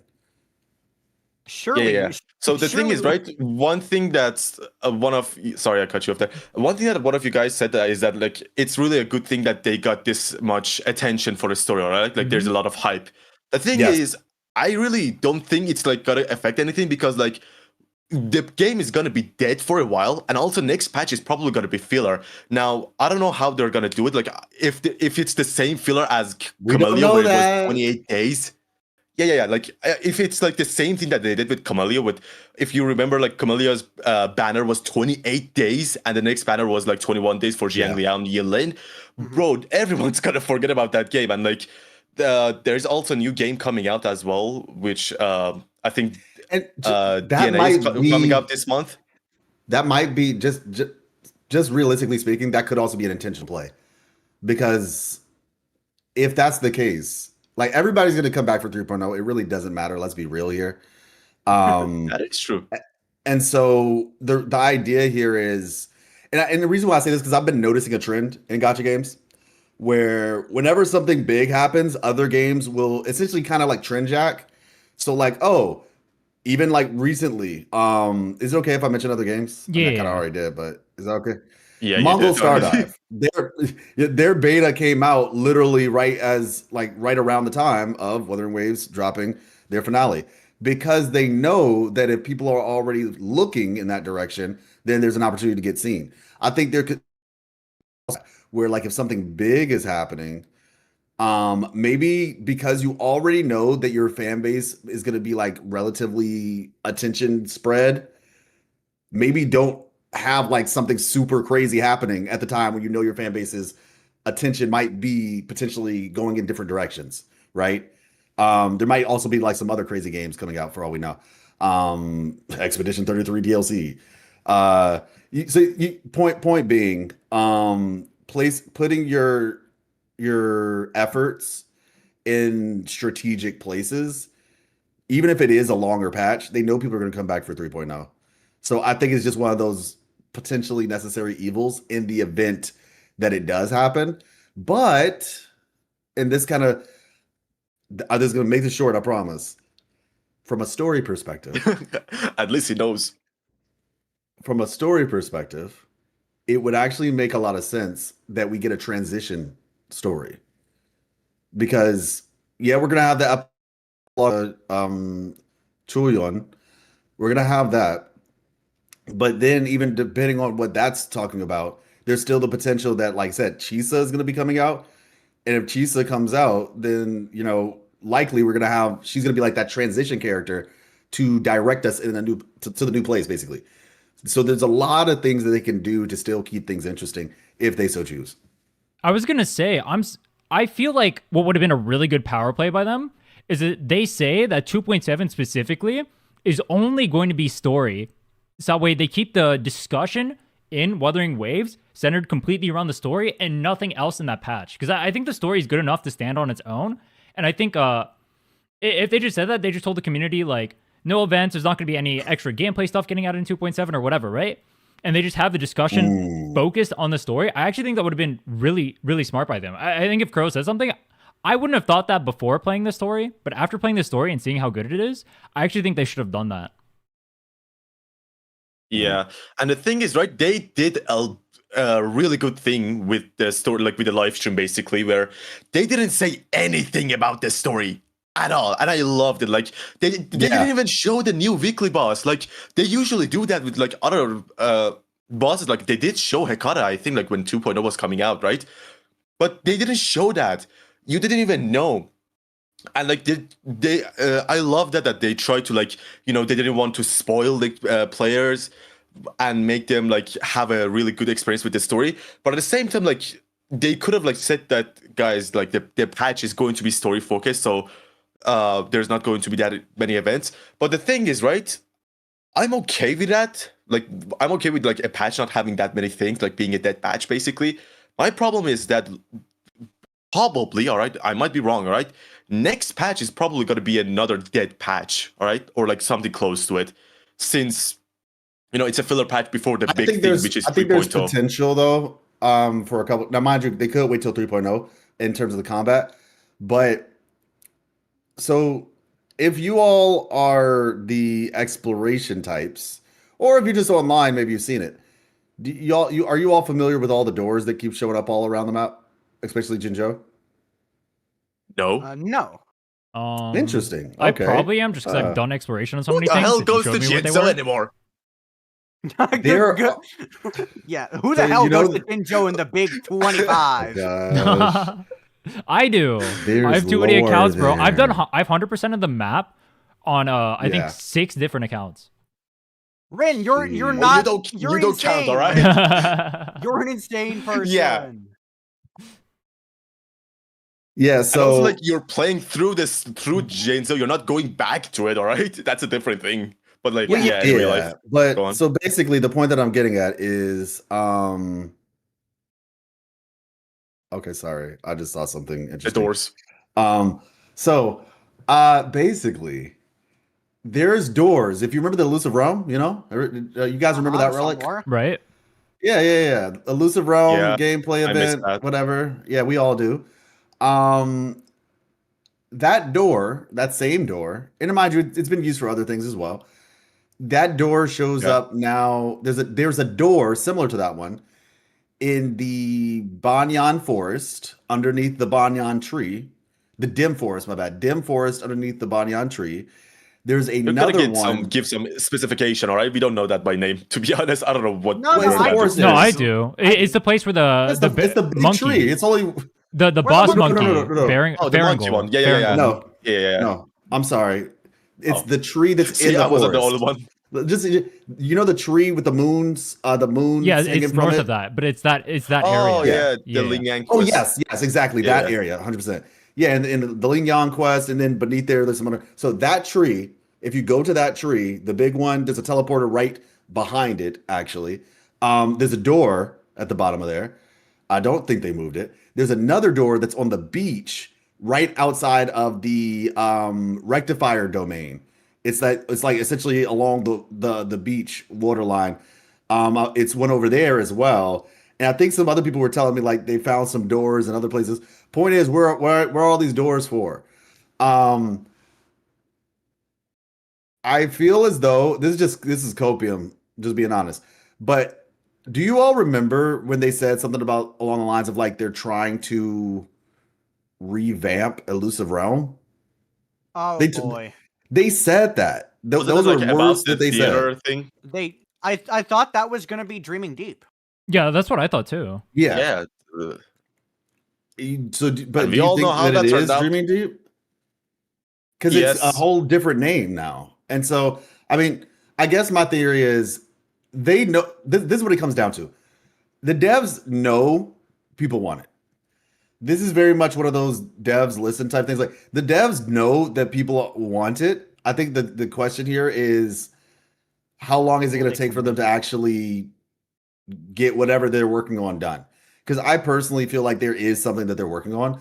And so the thing is, 2.8 would, because like the last patch we had Somnium Labyrinth, if you all remember, right? Right? Before 2.0. So there was like an event, like a big event or whatever before 2.0 hit. And so they could end up doing something similar with 2.8 before 3.0 hits. And I guess in my mind, I just feel like that would be the perfect time to introduce an event like that.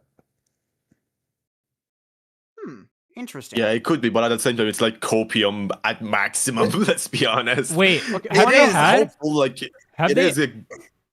have they had events that interact with like the open Yeah. world like they did with the labyrinth? You know, like how they transformed the entire train area or whatever for the map, and that's like the area you enter. Have they done an event like that since? I don't think. I don't remember so. one in recent time, but I remember that one specifically because that was like around the time, or that was like near the start of the game, and I just remember this so distinctively Yeah, the when I whole came tree back. like coming out. Yeah. Not the tree train. Yeah. And I remember Wanna coming know what back I and think? not seeing it.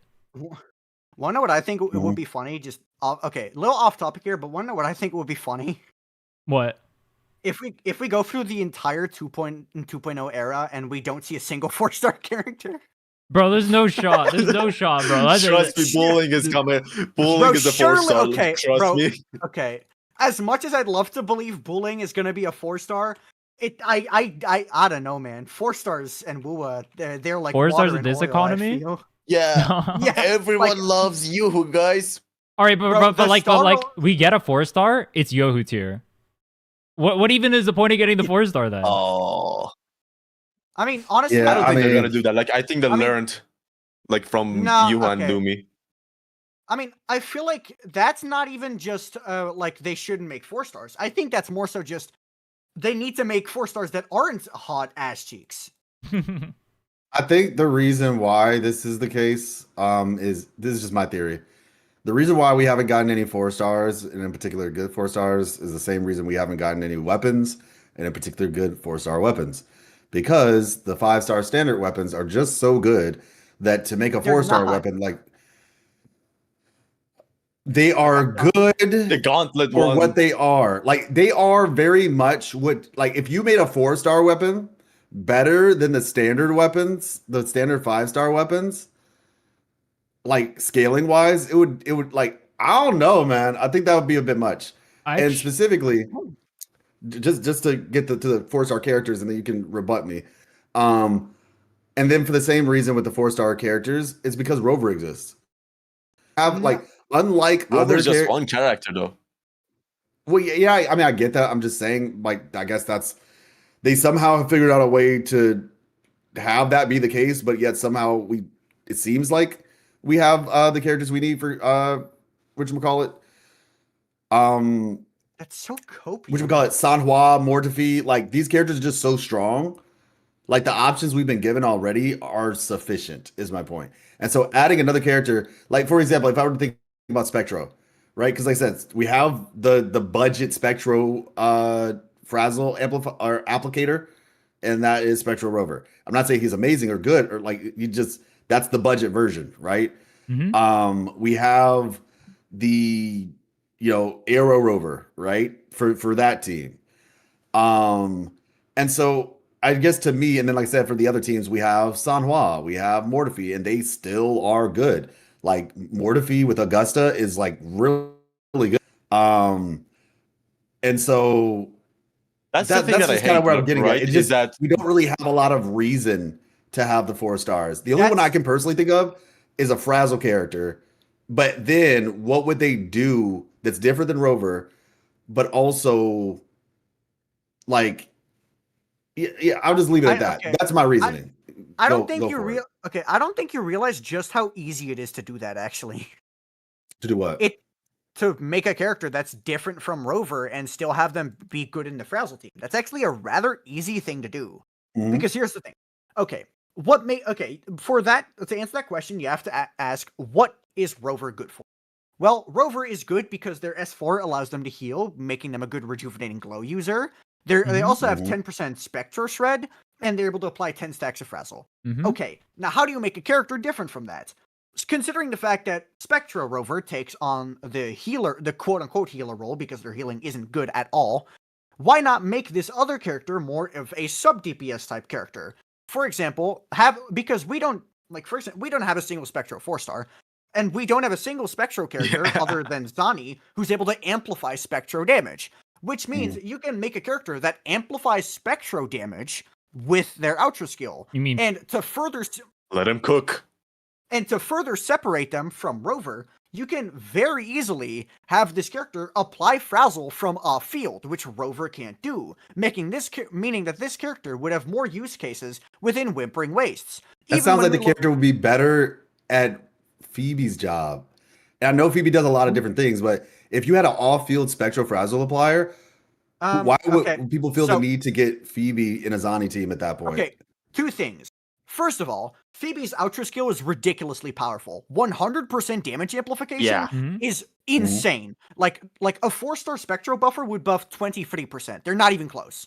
Second of all, it's because Phoebe also has the ability to reduce spectral resistance of enemies, which is another bit of utility. And additionally, being able to apply Spectro Frazzle over time is actually bad for Zani because it bricks her first rotation. Because you want to be able to apply 20 Frazzle before you even enter Zani's ult mode. But if you're using a character that applies Frazzle over time, that doesn't really work out on your first rotation. So ultimately, this character is still going to be pretty separate. And also, so what is she good? What are they good for then? They're good as the budget option, like you said, because Spectra Rover, as much as you want to cope, Spectra Rover is leagues behind Phoebe. And this would mean that Zani players would have an easier starting off point while still being incentivized to pull Phoebe. And here's the thing, right? It would also be good. Doesn't Shikona do that already, though? Doesn't Shikona already apply Frazzle off field? No, Shikona is awful for Zani team. Like, Shikona is I know she's awful, but I'm saying she does apply Frazzle off field. She can do that, yes, but that's the only thing. Yeah, like, you have to consider, like, just because someone... I'm just playing devil's advocate or whatever, just to, like, potential things that you can shoot, but yeah, okay. But yeah, like, there's... and it, like, even outside of the Fragile niche, we still don't have a good character that can buff skill damage, because Tauchi is not a good character, and Lumi is not a good character. Lumi! Did we forget about Jojo? Jeju is a 5-star. He's talking about 4 stars. Oh, 4-star. Okay. Also, okay, Echo skill characters. An Echo skill buffer as a 4-star would be like such an easy jump off point for them because we don't have a single one. And now with Cho Yuen coming in the game, it's confirmed that we're going to have a sub DPS that actually amplifies Echo skill damage. So that's going to be a new archetype. We have Galbrenna and Ferlova for that right now. So I think that would be actually a good point for them to add a 4-star character. Because it also would give Galbrenna a better free-to-play team, which the Mortefi team is pretty decent, especially with like newer rotations being learned, right? The heavy attack only rotation. I don't like that team. The Mortefi team? Yeah. Or go ahead, Thunder. My problem with that team is that okay, go on. I mean, we also just don't have any good liberation buffers, because when it comes to liberation buffing, we have Chong-Li, who is a 5-star and is a long-ass rotation, and then there's Yinlin, who, again, is a 5-star, and then we have Jianshin, who is not only a 5-star character, but also has a long-ass rotation. Like, there's a lot of gaps within wuwa's roster of characters that need a good budget option that you can easily put a 4-star into. And because of things like the Arrow Erosion team and the Spectro Frazzle team and the Echo Skill team, we're getting so many more archetypes that can get a 4-star version. Like, I'm not saying they have to be I'm not saying they have to be as good as the 5-star versions. Obviously, I'm not saying that. But Mhm. there needs to be a better jumping off point for these DPSs. Because at this point, if you don't have a Phoebe, Zani should just never even be considered. And that is a massive shame. Okay, so what do you say? This is one of the rebuttals to that, right? What do you say to the person who says, well, actually, no 4 stars or little to no 4 stars are actually good for the game's economy? Because Then I, when we, then I would ask why. because, well, yeah. So what people say is more 4 stars means you have less opportunity because basically because there's only, let's just say theoretically, let's just say there's one 4 star in the game. Just I'm using super extreme example, steel manning this. And because that one, everybody's gonna S6 that 4 star very quickly, and now every time that 4 star shows up, we're gonna get coral for it. And essentially, that because that is that's an argument that I've seen where people said because we only have a couple of them, it means that people are going to get over S6 pretty often, and they're going to get a good amount of coral in essentially rebate currency for it. So therefore, you get coral that equals more pulls because now if I have to get another 4 star in the rotation, that just means less. What do we get? 8 coral if we have S6 already, or something like that. You get 5, Um, I think 5. Yeah. 5 plus the 3 originally, I think, that you just get from getting the copy in I general. think you just get 5. Okay, regardless, point is I think you just get 5.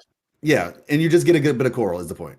So and that coral can be used, right, to be converted to more wishes. If you have another 4 star, you don't get the same amount of coral. And if you don't care about that 4 star, that 4 star is not useful for you, you're just missing out on coral. So that is the argument. I'm not saying that that's a great argument, but that is an argument. And because obviously that, I think it's a strong enough argument to the point where getting more coral equals more opportunities to get more 5 star characters, which is reasonably what most people want anyway. Okay. And they're like, if what we have currently is working for us, why not just keep going with OP, Sanhua, Morphe, so forth, so on. So okay, here's the situation with the 4 stars, all right? If it is okay, I can explain it, all right? Okay. The thing is, should I go or should you go? No, go ahead, AMZ. I don't know. Go ahead, AMZ. Okay, here's the thing, all right? With 4 stars, like people that defend like 4 stars, like no new 4 stars in the game. The thing is, right, not having 4 stars in the game, like new 4 stars, it on short term it's a good thing, all right? Like the coral thing, yes, like some people are going to say that, all right? Another thing is that, the company is also going to get more money, because like if there is not enough 4 stars, you have to pull 5 stars, to complete your teams, all right? The problem with the 4 stars, that is like, in my opinion, is like after a while, this is going to be like the same problem that Honkai Star Rail has right now, if you realize it. After like 1 year, 2 year, all right? What I'm guessing is like the only good 4 stars are going to be like Sanhua and Morphe, all right? The thing is, new players are going to get so overwhelmed where it's like for a full team, they need like 3 5 stars, all right? Yeah. That's the thing, all right? That. Because like there's no new 4 stars coming out, and like the old 5 stars are also like getting power creep. Like what I mean is that the standard 5 stars basically, all right? Like no one uses Encore anymore, let's be honest, okay? Like compared to new characters, it's just not. Dude, double old Encore rotation's actually fun. Yeah, man. Okay, maybe not Encore, all right? Who uses Ling Yang anymore? There's still okay. Such a straw man. There's still very much Ling Yang. There are people that use them. I get your point, though. We get your point. Much, we get right? your point. Yeah. Yeah. Say that about Rhinne, I dare you. Say it about Rhinne, I dare you. Rhinne also no one uses her. That's not true. Yeah. My God, bro! They showed how much she healed throughout like the entire games. Basically, like they showed the numbers, and it was like what, was so 4 billion or something like that. She's such a good character, like it was a huge number. She's so awesome. But anyway, it's like after a while, like new players are going to get overwhelmed where it's like, okay, if I like Zani, for example, I need to pull for Phoebe. I need to pull for another character. If I like this new character, like for example, Frolova, if I want the best Frolova team, I have to pull for Cantrell and Rochia basically right now, right? Yes, right now Havoc Rover Dungeon can work, but after a while, they're also going to get kind of like power creeped. So it's like, it's going to overwhelm the new players. Short term, yes, it's good. Like it's good for both the players and also like the company making more money.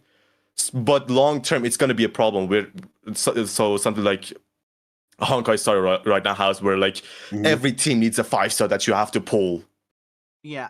I mean, it's also like the argument of oh, because there's more 4-stars, it means that I'm getting less coral.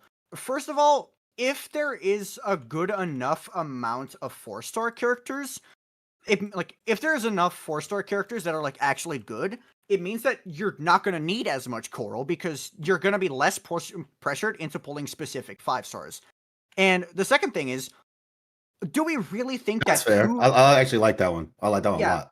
Yeah, and second of all, do we truly believe that 2 extra 4-star characters, like 2 a year, do we really believe this is going to majorly affect the coral economy to the point where someone is actually getting a substantially less amount of 5-star characters? I don't believe so. And even if someone does end up losing like 1 5-star, I think for the collective good of the community, all the Zani players that are suddenly way less pressured into pulling Phoebe make up way more.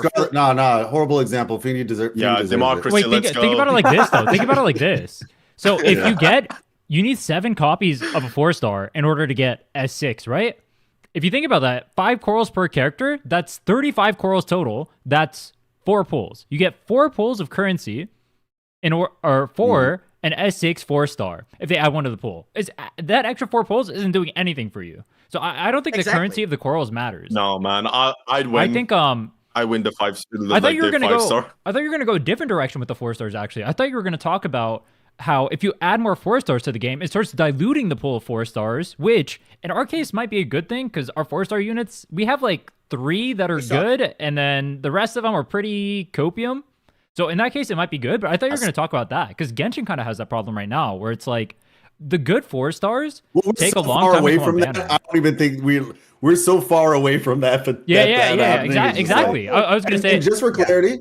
Yeah. Just for clarity, it's important for me to say this.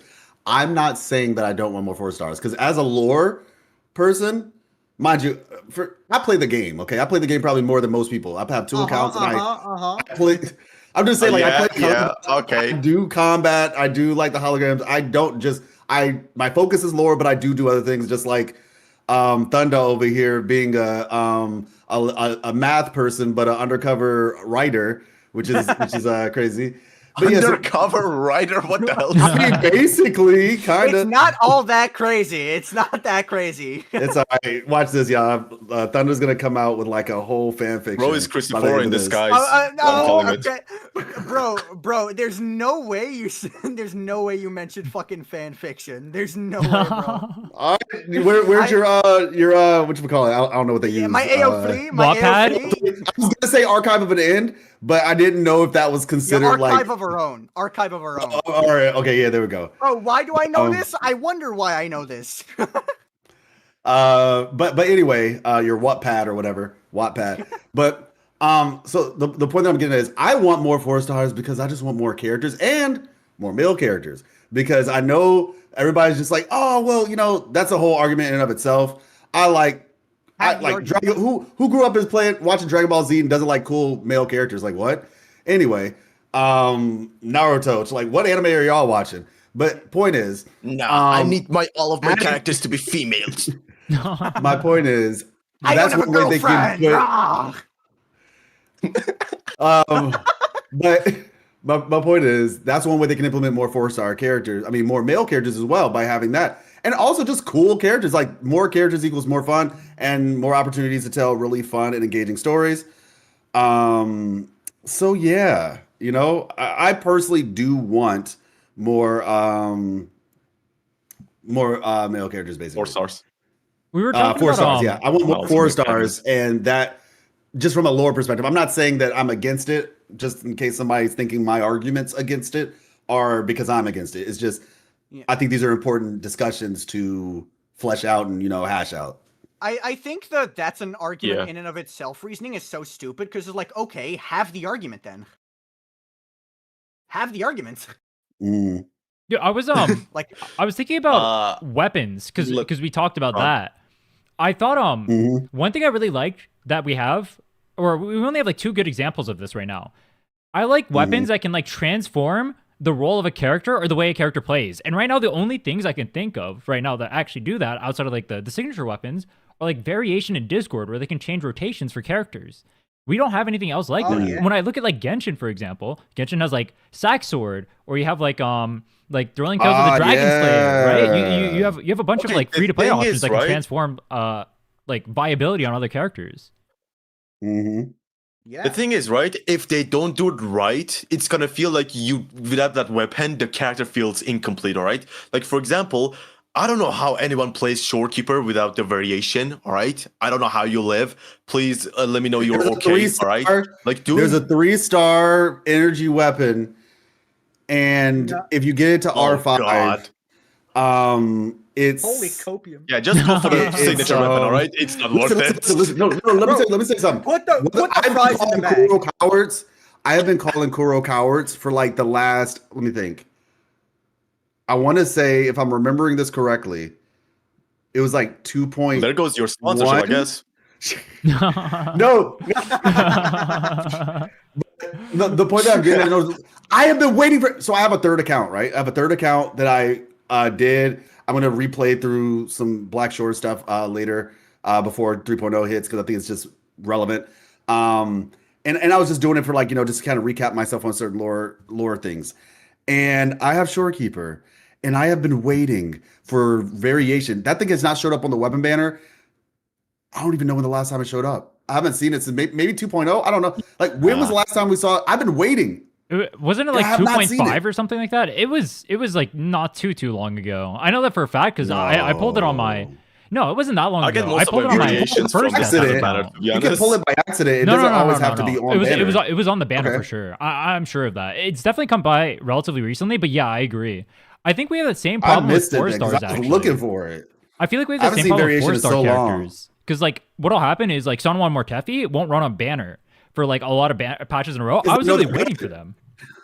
They know they're good. Yeah, It's like, exactly. yeah, we I was know. waiting for them. I mean, this banner is super They're- nice though, right? You have both of them. What do you mean, guys? Lumi's also good, which is why she's on the Bro. banner right now. Bro, Lumi, Dude, how many Jesus. patches in a row did they run like Yuan Wu, Daochi, Lumi? That was like 4 patches in a row, bro. That was messed Yeah. up.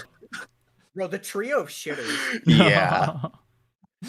I like Lumi so True. much. I just wish, yeah, she's such an adorable character. Yeah. Her design is insane, not gonna lie. Like, when she came out, bro. The Yeah, running the and all. animations I was were like, insane. yeah, Anyway. this is sick. Dude, she's a Yeah. unique kid too. Anyway, Rhinne, hmm What's up? Rhinne, wanna go to the next topic? We kind of mostly touched on everything. Well, we can talk very slightly on tower, and then we got one last topic after that. What are you guys is or we've had Yeah. the new tower for like it's been about a month at this point. Yeah, it's about to Time for reset. the math guy. Yeah, it's about to reset now right now. What are you guys' thoughts on the tower? We require they've increased the amount of teams that we need in endgame, but Yes. I personally think that the old tower was a little bit too easy. I think it was too easy to get like the 2 stars or whatever. There wasn't much of a challenge there. They have upped the difficulty I curve agree. of this. There's I believe 50% increase over the other the HP of the other towers, or like the other middle tower. Like 1 and 2 is like 50% less HP, but we do get 30 extra seconds. So it's a pretty sizable challenge, but we also have better buffs. Oh, we get 3 seconds. Actually, I didn't even know that. 30. Yeah, you get 30 extra seconons. So, That's 30 extra cool. seconds. okay, so I've made an My S6 Zani didn't notice it. Oh, don't worry. Of Don't worry. course. Don't worry. My S0 Augusta also didn't. But here's the thing. I'm not True. gonna go. I'm not gonna say too much because I've made an entire video about this. Fun fact for those who don't watch my channel, I've made an entire video about how the tower floors are fine in my opinion. That video has the second worst like ratio on my entire channel. Fun fact. Wait, what's the first? The first is one where I called Yinlin overrated, like way back. Deserved. Thank you. Oh, bro, you actually called it. Yeah, like, Damn. bro, okay, here's the thing. I also called Jen Shin bad before everyone else realized. Oh, whoa. Best design Whoa. character do that. Besides Carlotta. No Anyway. hatred toward my favorite wife, Any- all right? We don't anyone- allow that here. I love her design so Anyway, much, but No, yeah. no, no. I love her design too. She was I actually, know what you're talking about. yeah, she was actually like my third favorite design from the 1.0 characters. She was my favorite until Carlotta came out, and now they're Yeah. like, Anyway, yeah. that aside, I have this tendency to just kind of lock in on my opinion, be hated for like 2 months, and then suddenly everyone's just like, "Oh, I always thought that you were correct. I always was on your side." No, you weren't. You weren't with me shooting. I knew you were in, bro. In the gym. Bro, it's just okay. It's just like with Shang Liao. I said, okay, Shang Liao at this point, kind of a mediocre character. He's still good, but he's by no means top tier. They flamed me. Less than a week later, Augusta comes out, and suddenly everyone's like, bro, Shang Liao fell off, dude. Like, I've been saying this. He's Why still does he fun to keep play I happening? think though. everyone knew that Zhang Liao was He's still gonna fun to fell play, off though. since like he was a free character. Anyway, but yeah. I mean, he was strong when he first came out, though. Let's be real. Oh, yeah, like, yeah, when he bro first was- came out. Yeah. oh gosh, I sing his praises. I mean, like, I still like he's a fun character. I think just to be the voice of reason or whatever. Not Voice that of you guys reason are is reasonable, praising but Shang Liao. No shot, bro. Kuroshio, listen, no, I'm saying I want to just be the voice of the every player or whatever. The characters are still fun. Nobody's saying that the characters aren't fun to play, like they just magically stop being fun. We're just talking about in terms of like specifically clear viability, in terms of like the content or whatever.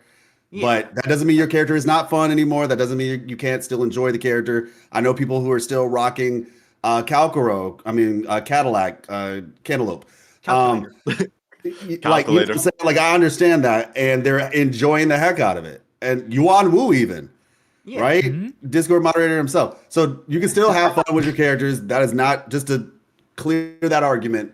We're not talking about fun. We're talking about clear viability. Like Shang Liao, Chong Li, like dual carrying them is still some of the most fun I've had in wuwa history. Like that combination is Yeah, fun to true. this day. But I cannot, in good faith, say that Shang Liao is a good DPS worth pulling for. Because you Yeah, have at so this many better point- options. Yeah, no one should pull for him anymore. I'm gonna be honest. Like, unless like want him. Bro, there's still people Yeah, who think like, he's I'm a talking about top-tier meta. character. Like there's Yeah. still people who think he's a top tier. That's insane. he's a top tier for the side towers. Bro, he's a top tier at the early stages. He can group. That's awesome. True. He slows the enemies. You can fight. You can finally beat Okay, Scar. Okay, I'm gonna say this. Okay, Shang Liao's singular piece of viability of slowing down the enemies so that Calculator feels playable has now been power creep because Galbrenna pauses them in time entirely. Oh yeah, true. Also goes as well, I guess. But yeah, like Shang Liao still has he still has his positive sides. To say it in the coward. I'm gonna be honest though, like nowadays it sucks playing with Yelindo. I'm gonna be honest. Like I don't know. Like Bro. when she came out, it was like, oh, fun using this animation. She sits on a doll and all that. Now it's like, Bro. oh god, just get your fucking concerto already. I think that's the biggest problem is her control. Like, I think she is still, it's fun to play as her. It's when you have her in a team that things feel like, Bro, not like, where's the, yeah, I'm on to her for way too long. And it's Bro. basically the concerto. I feel like I've they've been added. dogging. I feel like they've added like so much QOL to like the newer characters too, to where like their kits like flow so well. It's so hard for me to like go back to some of like the Yes. older Except designs for or whatever. Arrow Rover. For who? Arrow Rover feels, Oh, I don't yeah, care what yeah, anybody yeah. says. Arrow Rover's Yeah. rotation feels, Havoc Rover feels so, and Spectro. I True. love both of them in terms of rotation. Arrow Rover, Havoc Rover is my number one. I'm gonna Bro, be honest. Like nothing bro. came close to that for me. Bro, I've been dogging on Yinlin ever since 1.2, and I've been hated and hated and hated. But then suddenly, it's like the switch clicked, and everyone was on my side, and no one gave me any credit. I miss old Yinlin back in the CBT when she had two skills, like dunk, little Bro. one on the. That's I'm a what is it, a boomer or a Wuthering Waves boomer. Oh my I god, wonder- bro's an unk.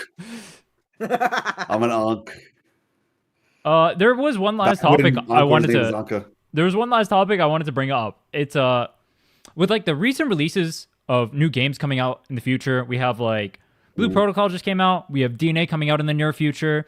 There's other gachas on the horizon. Ananta. What are you guys' thoughts You on? shouldn't have mentioned Blue Protocol. Yeah, obviously there's a lot of gacha. Yeah.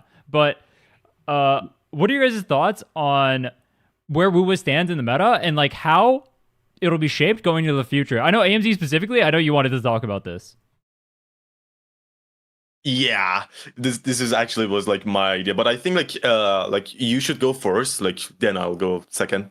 Like, what do you think? All right. I feel like prior to this patch, I was kind of worried that wuwa is going in a direction where their main focus was on gameplay and like gathering wives. I feel like with 2.7 especially, and the community reception to the story in 2.7 and seeing how much hype was generated by that, I feel like wuwa, and well, not only that, also like the fact that they've shown that they can do a story like that, and they can elevate the story to that level so people know what to expect going into the future. Hopefully we'll get more stuff like this that is just like peak cinema or whatever. I think we can look to wuwa as like a game that transcends being just like, from my POV, wuwa was just like a gameplay oriented game, right? I'd play this because I like the gameplay. Maybe if you like the characters, you pull for it. That's about it, right? There wasn't too much like tying me to the game. So if I didn't feel like connected to the game in that regard, or like the gameplay was kind of stale, I didn't feel like I had much to do in the end game, I would see myself like maybe leaving or whatever, right?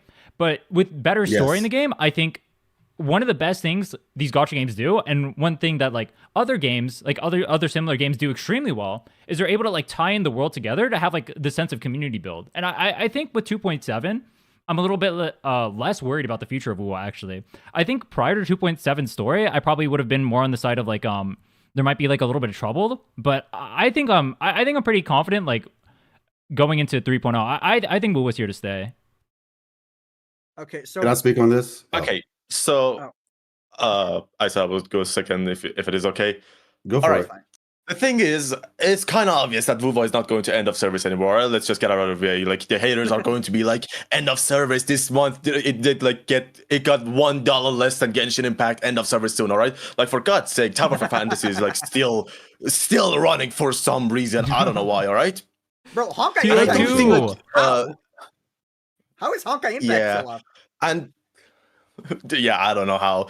Anyways, the thing is, right? Nepotism. The goal. I don't think the goal of wuwa is to like stay alive anymore, like what they were trying to do at 1.0, basically.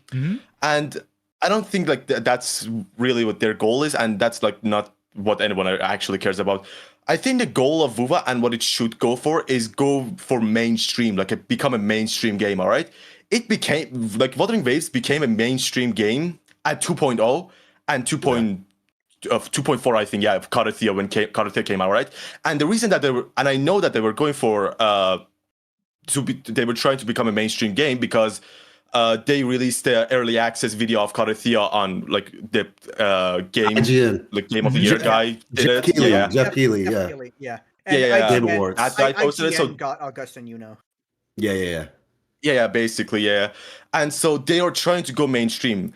My kind of concern is like for the future of wuwa, we are seeing these new gacha games basically, all right? Like for example, Ananta, Silver Palace, and they are doing something like they're like Ananta is already mainstream game, all right? There's no doubt about it. Like everyone were calling it the GTA anime game. Now they're calling it GTA, Uncharted, God of War, Spider-Man, everything basically. Game the game. It's game the game. Bro, Yeah. it's Game Chimera, dude. Yeah, It's Game exactly. Chimera. The thing is, right, what I'm concerned about wuwa is like if Wuthering Waves doesn't do another 2.0 where like they improved on everything, they make their game like a lot better.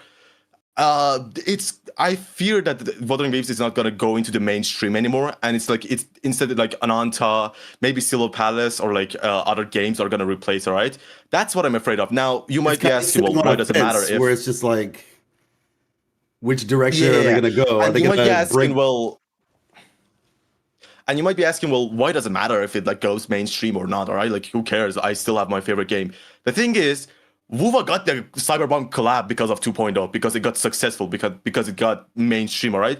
So if a game is mainstream and the community grows a lot, we are gonna get more collabs. even better, like more content creators as well, right? We want to see like better YouTube videos and like streams, all right, obviously, and like a lot of other things, like better improvements for the game, it feeling better, getting more revenue, and all of that, all right. The thing is, I think the number one problem for wuwa right now is that it's a gacha game. And I don't think that they're gonna fix it anymore. Like it's late, all Absolutely right. not. It's too late. Like they're not gonna come out and say like, guys, we're gonna just drop the banner, give everyone like a free card with Thea and Shikona, have fun. There ain't no way they're gonna do that, right? And that's not gonna happen with Ananta. Like Ananta doesn't have, gacha anymore, right? Same thing with DNA. Same thing I think with Silver Palace. Oh no, they didn't say No, anything Silver about I that have Palace no yet. idea what's yeah, no words, but Yeah, I don't know about that that's game. a whole nother conversation entirely around like the future of just Yeah. the mobile, live service. And that's really what it's coming down to. It's becoming less of a gotcha thing and more of just a live service game kind of conversation. And Yeah, I feel like gacha is dying. Sorry, I cut you off there, but I know what you're trying to say. Gacha is just dying nowadays. I think it's evolving more so, but yeah. Like I'm Evolving saying, is what like I the would use, but gacha aspect of it is like dying, basically. Yeah, yeah. it's evolving to a point where it's not a gacha game anymore. And the thing is, I actually don't see a way where like Wuthering Waves could like stay mainstream, all right? Unless like they do something insane. Especially like I don't think like 3.0 is gonna be the main thing. I think Cyberpunk collab is gonna be the biggest turning point for Wuthering Waves, all right? Because that's where they're gonna get the most eyes on them, all right? Because yes, 3.0 is gonna have like a lot of people coming into the game, but collabs are like people that are coming for a collab. They're coming from entirely different like new communities, all right? Like for example, the Yeah. thing with DMC5, right? For PGR, right? A lot of people that went into that game didn't even know like what gacha is. Same thing with like Cyberpunk collab, right? If they can Same thing fix happened with things me to with get that Genshin. right. The Horizon Zero Yeah, I Dawn. feel I like- started playing Genshin because of Horizon Zero Dawn collab.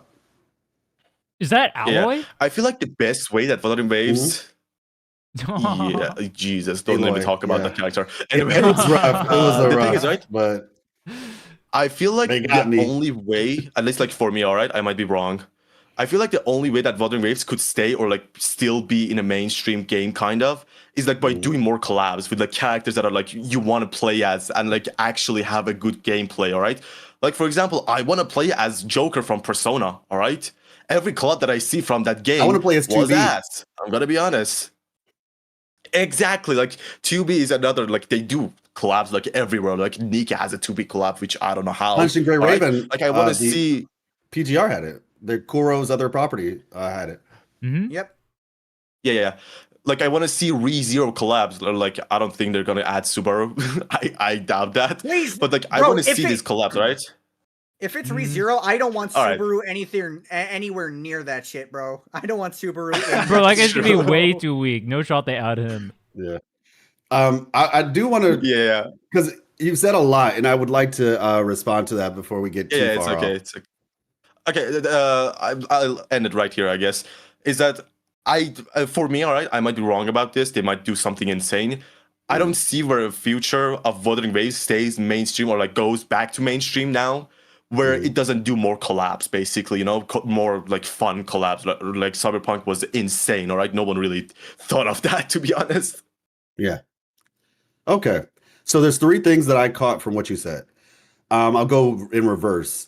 So the first thing is the concern about maintaining mainstream relevance. The second thing was about just gotchas and how they will evolve or change, what have you, and how does Wuthering Waves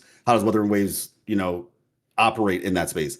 The other thing, which was Gonna the first adapt, thing, which is how basically. Rhinne, yeah, and what Rhinne was talking about, which is how this kind of started, was like this idea of community and how is Wuthering Waves going to persist. And this is where you were kind of going into the mainstream argument of how is this game going to go from quote unquote waifu simulator or waifu collector to being taken more seriously, essentially. Mhm. And being taken more seriously is what evolves you to mainstream. So I wanted to kind of like hit those 3 points, and I'll try to make it as concise as possible. yes, I think that the concern is very real. That when these new games come out, obviously people are going to try them. And if they are good enough, people will play them. Ananta, yeah, very clearly is definitely mainstream at this point.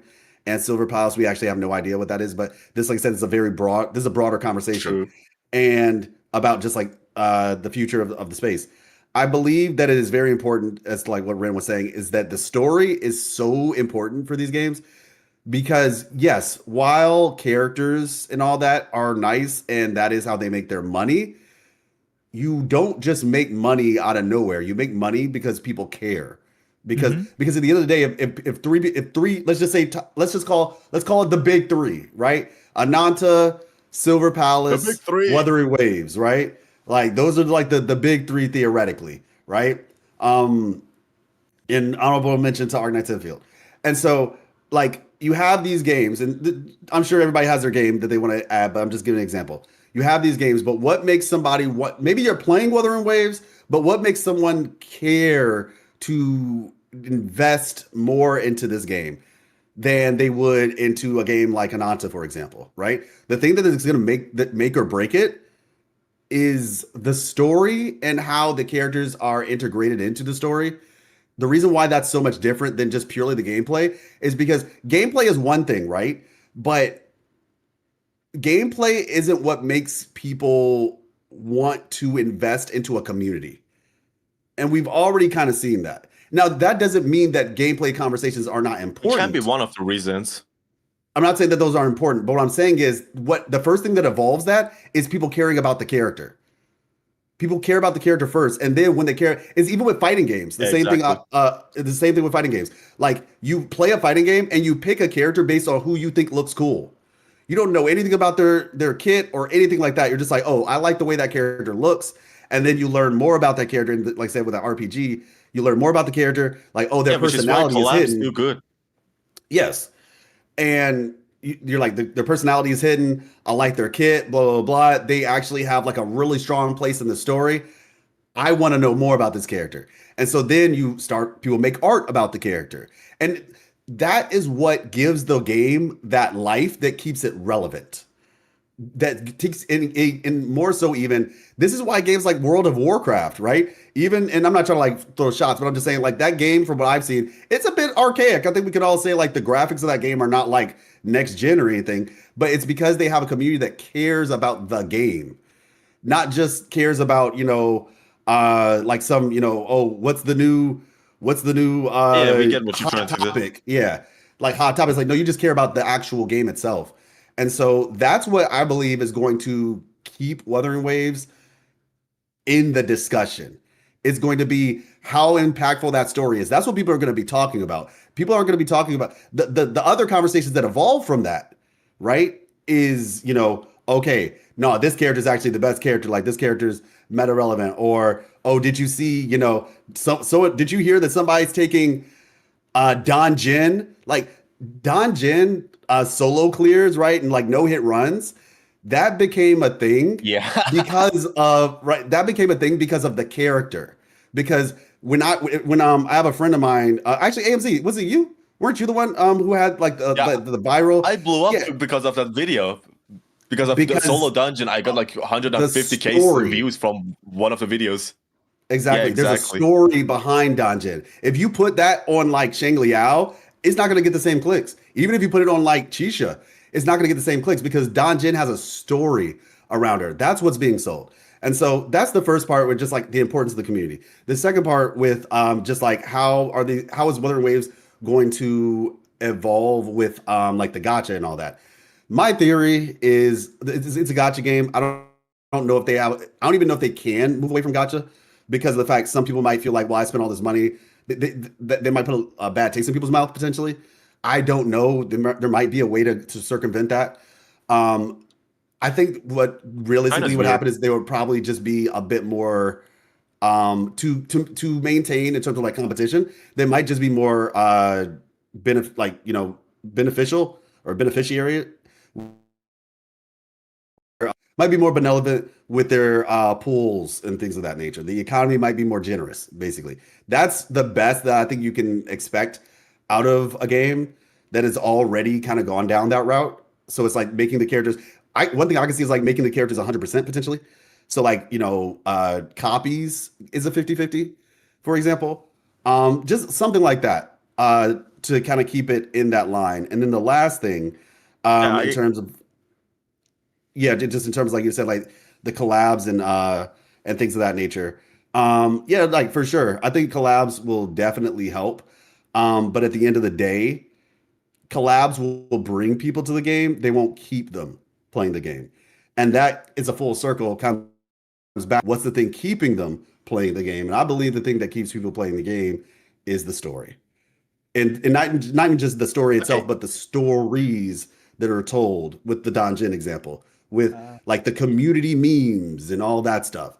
That's what keeps people invested. Get Loki. Not Okay, to be that so guy. Does not apply to me. That does not apply to me. I think Yeah, it applies this to most people who play these kinds of games, or like any game. Like think about like why Genshin's community or ZZ's community has been able to like, well, ZZ's a little bit more niche. Let's say Genshin's. Genshin's Yeah. community has been able to been around so long, despite the fact that, I mean, I'm sure we'd all agree there's like notable issues inside of Genshin. That doesn't mean the game isn't good. I enjoy playing the game, but there's definitely notable issues in there. Yep. Despite Same. that, their community sticks with the game. And it's Exactly. all because their community has an interest in the game, because other people in the community will help build that interest by actually discussing the game. I think that was one of the problems that Yes. Wuthering Waves suffered, especially in prior patches. I think starting with 2.5 and 2.7 specifically are the biggest times where I've seen people like legitimately talking about the story, talking about characters' intentions, talking about Yes. like characters having like their personality super fleshed out. Like Galbrenna was a really fleshed out character, right? She had like a long story arc throughout the entirety of the story, which I didn't feel like I really saw throughout other characters so far in Wuthering Waves, which is why I was saying I feel like 2.7 is like a. But there are some, but there are definitely some that shine far more, like Cardathea, for example. Yeah. But yeah, I know what you're saying. Generally Yeah, speaking. like for example, something Yeah. like for example, something I've seen discussed about Galbrenna is how she does seem like she does seem to be like this sort of mirror character compared to like the rover, like being that other side of the coin. Like that's something I've seen people discuss. And because she just had way more time, like not really way more time, but like they put a lot more effort into making Galbrenna a person rather than a caricature. Mhm. Yeah, Mhm. exactly. Okay. And one they thing even that I built wanted her to up in mention- 2.5 as well. That's another thing too. They did build her up. Yeah, exactly. It almost feels like you were downloading information once you realized, oh, that was her. And so it just like created the full picture, puzzle piece, click, and then it's like, oh wow, that's crazy. I like the Yeah. caricature One- comment you made. I like that because it's like often in these gacha games, I feel like a character will be like, oh, this character is a tsundere, and that's like their entire personality, right? Or like this character Yeah, is like for like, example, with Shikona, you said. Shikona's a bard, Looper the yeah, gladiator. exactly. Like, stuff And like that. I feel like Yeah. that could be cool for like maybe you sell that character to like people who like that specific audience, but that doesn't give the character or people like a reason to like legitimately care about the character, right? If it's just tsundere, then the second another tsundere comes out whose design they like or whatever, like very slightly more or whatever, they'll forget about it completely. It won't even exist, or most of the people who play the game won't even remember the character the next patch. Yeah. Like I think a lot of wuwa characters can really easily be described in like one or maybe two words. But then there's those deeper characters like Cardathea, like Filova, like Galbrenna. Filova. Yeah, like arguably Jinshi as well. Where it's Jinshi, like, I was about to say, yeah. They take Chang Li. People are gonna get mad. People are gonna get mad because be like, wait, what about Chang Li? But I think we all understand if we really like take a second and look at the whole roster where this is coming from. Like wuwa is good, but it does have issues. Yeah, And if we want the game to something improve, that I wanted to talk about. Yeah, if we wanted the game to Alright. improve, we have to be able to talk about this. Yeah. Yeah, Like, that's GN's something the that I wanted to general write down, guy. talk about. Spy woman. Yeah. Sorry, I have to say this loud because I think I forget this. All right. Okay. One thing that you said live that something just clicked in me when you said it is that collabs are going to bring in new players, but it's not going to make them stay in the game. All right. Mhm. Wuthering Waves. All right. Right now we're having a lot of fun. All right. The community is like right now going insane on the story. All right. Yes. But there is a lot of issues for the new players. I think like Rhinne can probably understand it the most because like he just makes 10 accounts daily for some reason that I don't know. He just wants to suffer probably. All right. New players Why are we here? are so Just like suffer. fucked in this game, all right? Like they come into the game, all right? First of all, there's no actual like good guide or like good tutorial on like how are you supposed to like play these characters, like what is a rotation. They don't really explain the characters like that well in the tutorials or like in the in the events section where like you can play with the character, right? You have no idea what you're doing with the character, right? And then some of them like have so bad teammates that you're like, okay, this is like what's the point of this, all right? And also another problem is that I think Life probably knows this than most. Story in 1.0 sucks. That's Oh, what I was don't gonna worry, say. I am I was well- gonna say, like, the I new am player well experience aware gets as well. warped by the fact that you have to deal with the 1.0 story. I think the new player experience would be And the thing as is, bad. right? Let me push back. Let me push back. Okay. Let me finish this Real quick. let me just finish this just in case. The thing is, right, when you're starting a new account, I think like after like getting to GNSO, you can immediately start the Rhinne story quest, all right? Like Yes. you immediately say like you can teleport to her, all right? Now that's fine. That's a short-term solution. You don't know a lot of things. You don't have a lot of foundations. Like you don't know what happened in GNSO with GNC. Like you like with Shorekeeper. Like I imagine someone coming into the like Rhinne story and be like, okay, what the hell is Tethys? Who the hell is Scar? What do you mean he got out? I don't even know this character. Okay, All just right? for clarity, because and I know Rhinne can also do this. You do meet those characters. You can't skip to 2.0 immediately. Mhm. You can only skip to 2.0 after like you meet Scar, I- but it's You can I skip think to. it's You like can the skip moment- immediately. The second you interact with the terminal in Jinjo, you can skip to 2.0. Yeah, Oh, they exactly. did that now? Exactly. Yeah, literally, so it's when I like yeah. right tried after to the do- initial when I made my tutorial. new account. Okay, when I made my initial account, you had to do like a couple. Yeah, I want to say right before the Grand Library part. right. Like with the puzzle specifically. Yeah. Like before you did the whole get the 3 items thing, I think it was like something like that. Like, yeah, basically you did have to do a little bit more. But okay, now it's just straight Yeah, to but they terminal. changed Okay, it. Yeah, gotcha. or Yeah. the Okay, then. resonance beacon, I guess is what it's technically called. That thing, the Yeah, giant thing in the resonance middle. beacon, Yeah. yeah. Exactly. Once you interact with that, you Okay. can And the thing instantly is, right? 2.0. Watch my And the thing videos is, and right- you'll find out. Jesus. The thing is, right? Nah, Wuthering yeah, Waves is for sure. doing a great job, like improving on what the players right now feel. All right, like we have been playing for a while. Like we don't really see those things anymore. Right? Like a lot of people already forgot what 1.0 story was even about, and I don't blame them. And I actually like say you did a good job of forgetting that because my God, that was awful. But like for a new I player, don't like agree even that it if was the awful game, personally, but of course you wouldn't. All right, we all know you it's not wouldn't. as good as 2.0, yes, but when you compare it to other gacha games, like if we're being so real, because there's a reason why people stay in 1.0. Like 1.0 is not that bad. It's not as good as 2.0, yes, but it's Okay, what I'm I would talking argue about that mainly it's good here, all enough right? to keep The people thing that I'm who talking don't know about, what all they're right? uh-huh. Sorry, I cut you off there, but like the reason that I say it's bad, all right? I'm Yeah. specifically talking about like going for mainstream and like doing collabs, all right? Like let's say you Okay, didn't do a yes, I collab see right where now you're with coming 2B, and new players come and like they don't want to skip to the story. Right? A lot of people want to actually like 100% the game, 100% the story. They want to experience the story. They want to know what's going on in the story, all right? And Yeah, like, but if they're coming from Near Automata and then they come to Wuthering Waves and they're expecting Wuthering Waves story to be on par with Near Automata or whatever Exactly. Cyberpunk, they're going to essentially mainstream game to 1.0's story. Yeah, that's why I said comparing it to other gachas, 1.0 yeah, it's story a is good not that bad. story as a But gacha. mainstream, I mean, at that point, mind you, I got friends who I've had try the game out. They enjoyed it. So, like I get where you're coming from, but I don't know if it's. I think it's kind of like if you were to play Kingdom Hearts 2 before you play Kingdom Hearts 1. And it's just like, oh, this is way too janky. But if you play Kingdom Hearts 1 first, I feel like they'll manage. Like I understand the argument. I do. It's definitely not like Tower Fantasy or anything. I Where- haven't where- played that, so I don't know. Please no. Okay. Yeah, but I do understand where you're coming from, but I think that's one of those things where it's just like a necessary evil. They did their best to try to fix up like the voice acting to a degree. Hong Mong, Hong I Mong. don't know. Yeah. Huang Long. Yeah. You Gosh, won't get away. I know what you just did. Stop.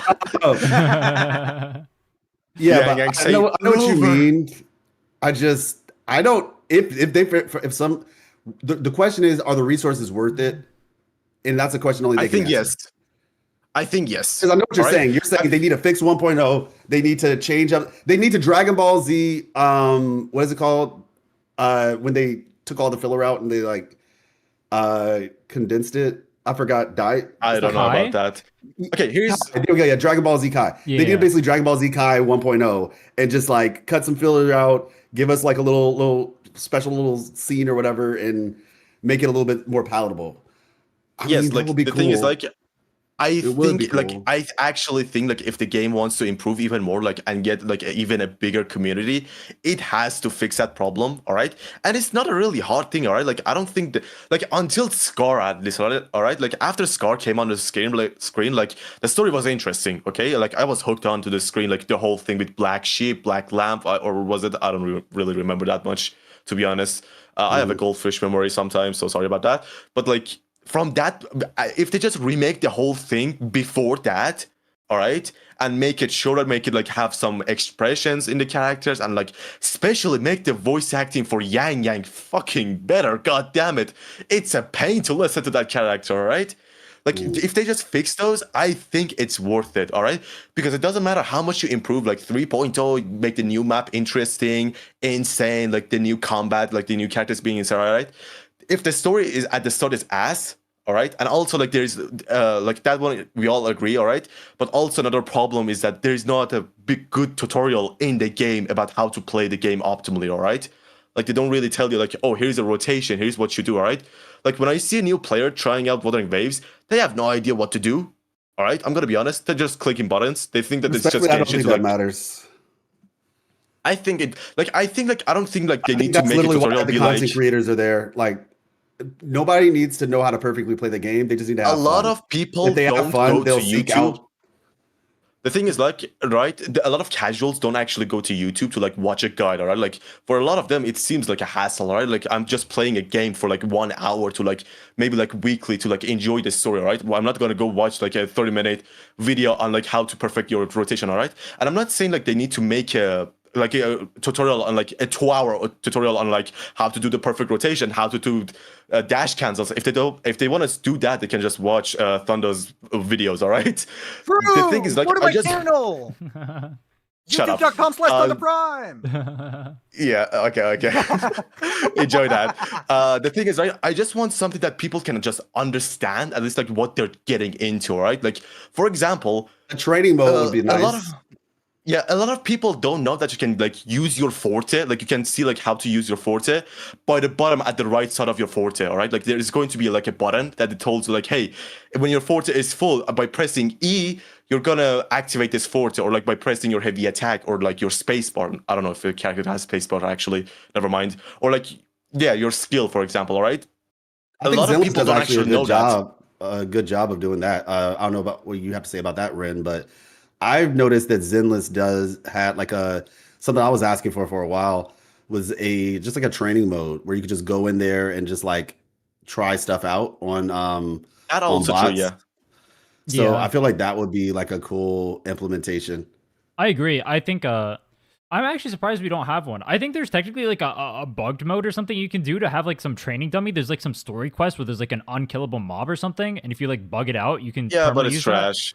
Yeah, exactly. And then you can't like reset or anything in there. It's obviously not ideal. Like what I do if I want a training dummy, I'll have to go to like a hologram and then pray I don't get hit or whatever when I'm like practicing rotations, which is just like so it's pretty annoying. I agree. The best But way like to do it right now is like go to tower and like go to a like a low level tower, but like have no builds on your characters, like just their main echo basically. All right, that's like the best way to like practice basically right now. yeah, you But can yeah, do go for it. that, but I don't think the average player cares about that. I think when you're getting a new player into the game, Exactly. they'll find ways to like actually improve. I don't think like I don't think they need like that much help in the early game on how to play the game. I think most players who you watch play the game are having fun with the game because of things like the Yep. story. I thought that's where you're going with it though. I thought you meant like I didn't know you were talking about like the actual like gameplay or whatever, like learning the game or like the learning curve for it or whatever. I don't think that matters at all.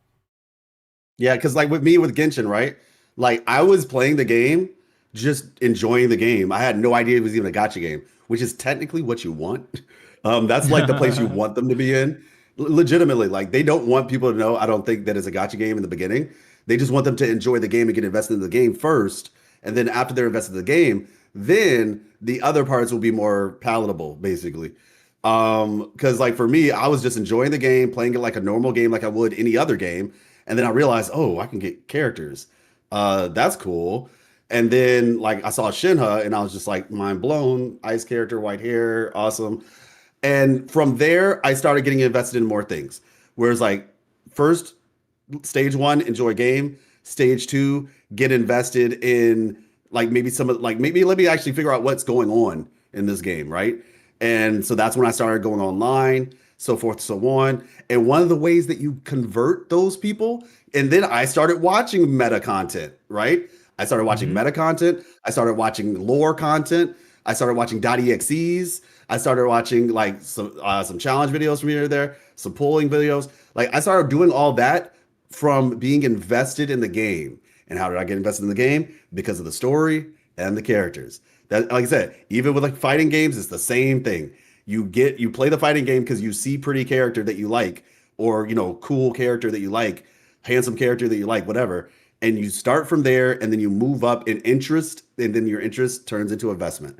And like I said, and that's where Wuthering Waves, in my opinion, needs to dig into those aspects of the game, not shallow surface level stuff. And I'm not trying to be rude, but I'm just saying. Okay, Yeah, that's what like you I do said. that, Like then your community results. okay, yeah, yo, obviously, lore CC saying lore is important, but like I get what you're saying. Not just lore, but I'm just bro, Yeah, I'm kidding. I'm kidding. All right, don't worry. Like I'll get it. The thing is, right? If you're trying to learn the lore, go to youtube.com/life lessons. True. Exactly. Learn to enjoy the game with life lessons. No, But and like, learn the time when you get the new 5-star character, but you have no idea how to use them. True. yeah. True. What I was trying to say, like, I'll be is that like guy. there's like Rhinne, I don't want, if you like, want to a see some cool base- challenges. True. Jesus Rhinne is Christ. insane. How long can you And see torture them yourself mold. for? How can you hurt yourself Yeah. the most playing Wuthering Waves? Bro, hey, bro. Okay, guys. Whenever you see I played Rhinne Wuthering live- Waves without talking about lore. Impossible challenge. Okay, guys, you want to know what's important? Okay, so whenever Rhinne is live, very big instruction. Whenever you talk to Rhinne, don't call him Rhinne. Call him Guide Guy. He's gonna really love that when you do that. Oh my gosh. Rhinne is Guide. If you Guy. want more Fuck guides, Guide Guy, bro. go to Rhinne channel. I Can love I vote Guide that? Guy. Shout out. High key, I've been not making guides recently because I'm not Guide Guy. I don't want to be Guide Guy. Okay, Loki. Oh. I stopped making Mr. build Former guides. guy. I stopped making build guides because Loki, they get 0 fucking views on my channel. Really? I'm surprised by that. I think guides are like an Yeah, easy way to farm. Bro, my You can't build guide. do it really fast. Here's the thing. Is the my- thing like unless the QF server. thing. My Sorry. build guides kind of just get the same amount of views as any regular slop discussion video. So it's like, why would I make the build guides when they take me like 4 times as long to edit? Just make a Welcome to slop my guide, life. bro. Just like stare at your screen or whatever. Just like talk to them. Just show them your thing in game. He's cooking. No, you can actually do He's that. actually No. doing it High now. key, what you do? Bro, Go do like an updated character guide or whatever. Just go like find some old character that's about to rerun on a banner. Do a slop guide for it. It'll pop off on the algorithm. Trust. Loki, 100%. Loki, I'm number 1 Phoebe Mr. main, Guide Guy bro. guarantees it himself. Bro, number I 1 do. Phoebe guide guy. I'm gonna make the number 1 Phoebe guide guy. True. Do it. Like he's actually cooking right now. S6 Phoebe, by the way. S6 mean, Phoebe, okay. by the way.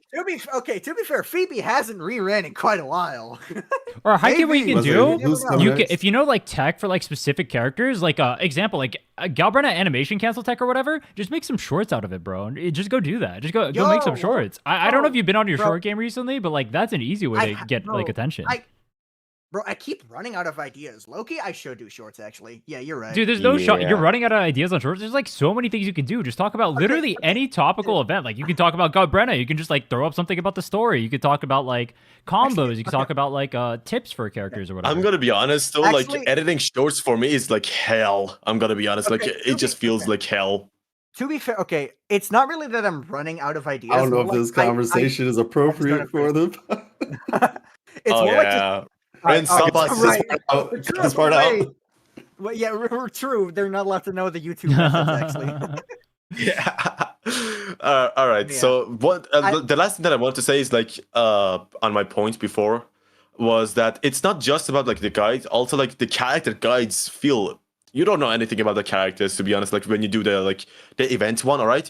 Like the best guide that you get from the characters are those like when you get the character and like there's a tutorial where they explain everything on like okay here's the basic attack, here's how you can do that combo, here's how you can use your skill like your combos and all of that, all right. That should be the tutorial for the character, all right. Like there should be a casual tutorial and like an in-depth tutorial, all right. It shouldn't be just a tutorial where like you just get the character and then you can see what the character actually does, all right. Like the tutorials like before you get a character it just feels incomplete and it doesn't like you have to read it a lot basically, all right. Like they basically throw you into the combat and before you get to the like do anything they're like okay read this entire page of essays about how to use this character. I'm sorry, who's gonna I'm do that? gonna say that's actually, and I'm not even trying to be rude. They probably know it themselves. That's just an Asian thing, like legitimate or specifically. There goes East another Asian. sponsor. No.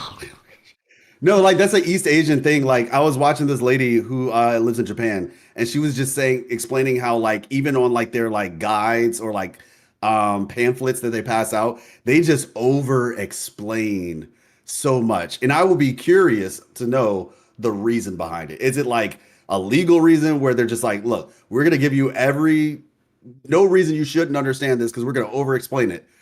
But yeah, that's honestly, I don't even know. I see it as so often. I don't think it's just a Wuthering Waves thing. I think it's just like a Here's East how Asian they thing, can maybe. fix this entire issue, all right? Make those tutorials for each character when you get them, all right? Like the button that you can use at the bottom right side to go into the tutorial, all right?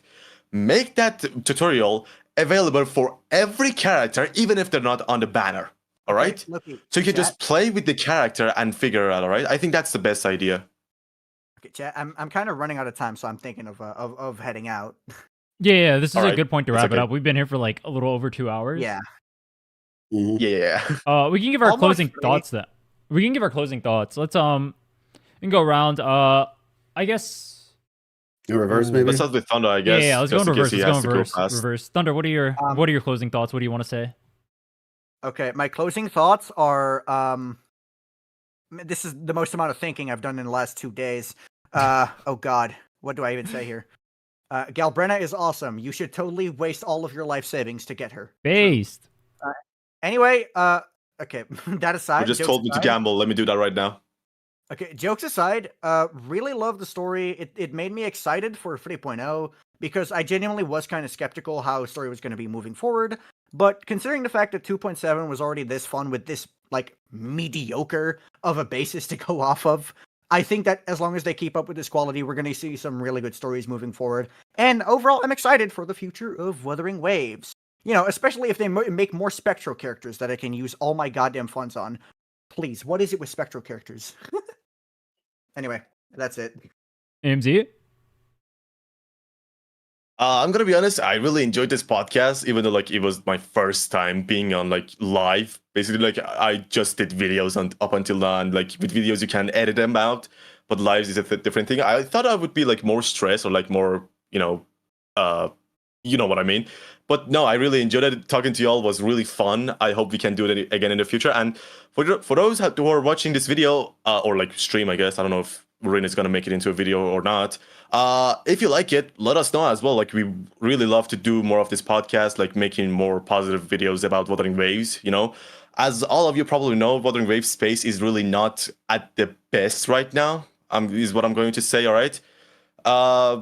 There's just not that much fun content going around in the wuwa space for now, and the purpose of this podcast and like this group that we made basically is like to help to fix that or like change it for the better. All right, and let us know if you liked it. I really enjoyed it. I think all of us enjoyed it. Sorry if I yapped sometimes a lot, but yeah. Thank you, Rhinne, for also doing all of this, organizing everything, listening to us ramble about like everything. All right, like I know you were just like staring at your camera at your monitor for a while. Dude, we got 4 yappers here. I can't say anything. What was? It's too much screen time Bro, for everyone. Bro, this is what fucking happens when you put 4 YouTubers into This is one what I space. meant. This is exactly. I said it right before this. Right before this, I was like, bro, if it ends up being too much, for ends up being like too many people or whatever, we end up talking over each other or whatever. Like, I'll take like a backseat or whatever. Let everyone else have fun. Bro, we're all natural born yappers. Exactly. Bro. Like everyone's just gonna yap their ass off. That's why I'm just like sitting here, just like chilling or whatever, letting you guys do your thing. Life. Any closing thoughts from you? Anything you want to say? Thank you for having me. Obviously, happy to be here. Support the content that you enjoy. Mm-hmm. That would be my closing thought. Support the content that you enjoy, because if you want to see more, this is a democracy. You all are the ones who decide, and so if I love that's what you society. want to see, you need to support the content that you want to see. And when you do that, you'll see more of it. Like Mm-hmm. the algorithm will respond, and the algorithm is you. So, like I said, thank you. Wuthering Waves lore is cool. The story is fun. Of course. If you don't know about it, like if you have questions, I'm here. Life Lessons Gaming. And yeah, man. Have a great day. Enjoy 2.7. I'm excited about the awful day. future. Have a horrible Yeah. day. Have a horrible day. Become sad. Jesus Christ. You need to kill yourself now. Yo.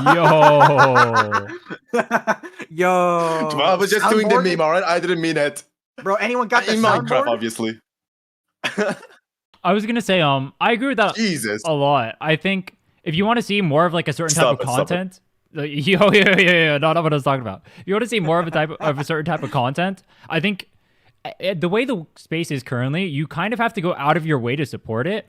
But I think if you do that and other people are aware of it, and the content creators see that too, you'll end up seeing more of that energy put in as content creators feel like there's more of a reason to do it, right?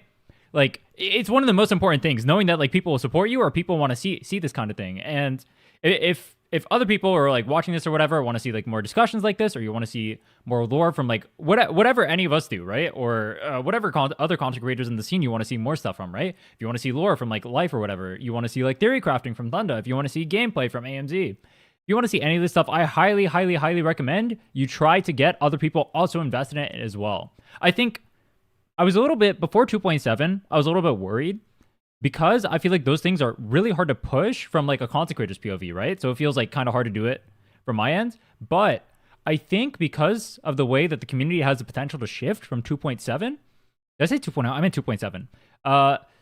The way the community has like a potential to shift from 2.7, like the way that people interact with the game regarding like being interested in characters or just being interested in the world of Wuthering Waves in general, I think the community has, or this right now is like a large opportunity the community has to actually like shape it in a different direction if they want it to be, or into whatever they want it to be, basically.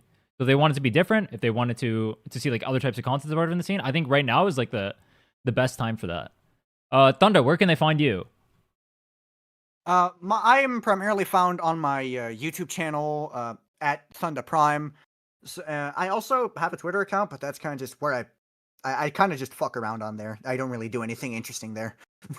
AMZ? And I also have a second channel, but I post very. I'm only on YouTube right now, and you can see my name right down in the video right now, because if I want to spell it out, it's gonna be a long one. Jesus.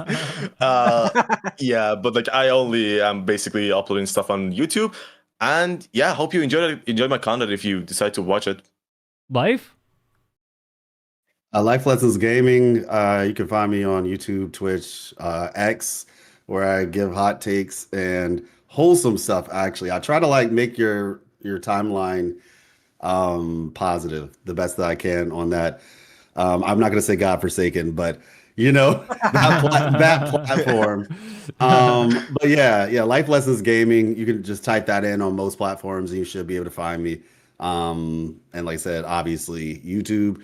If you like story and lore content for Wuthering Waves, I do other games as well, but for Wuthering Waves in particular, because I do quite a bit of that. Yeah, you know where to find me.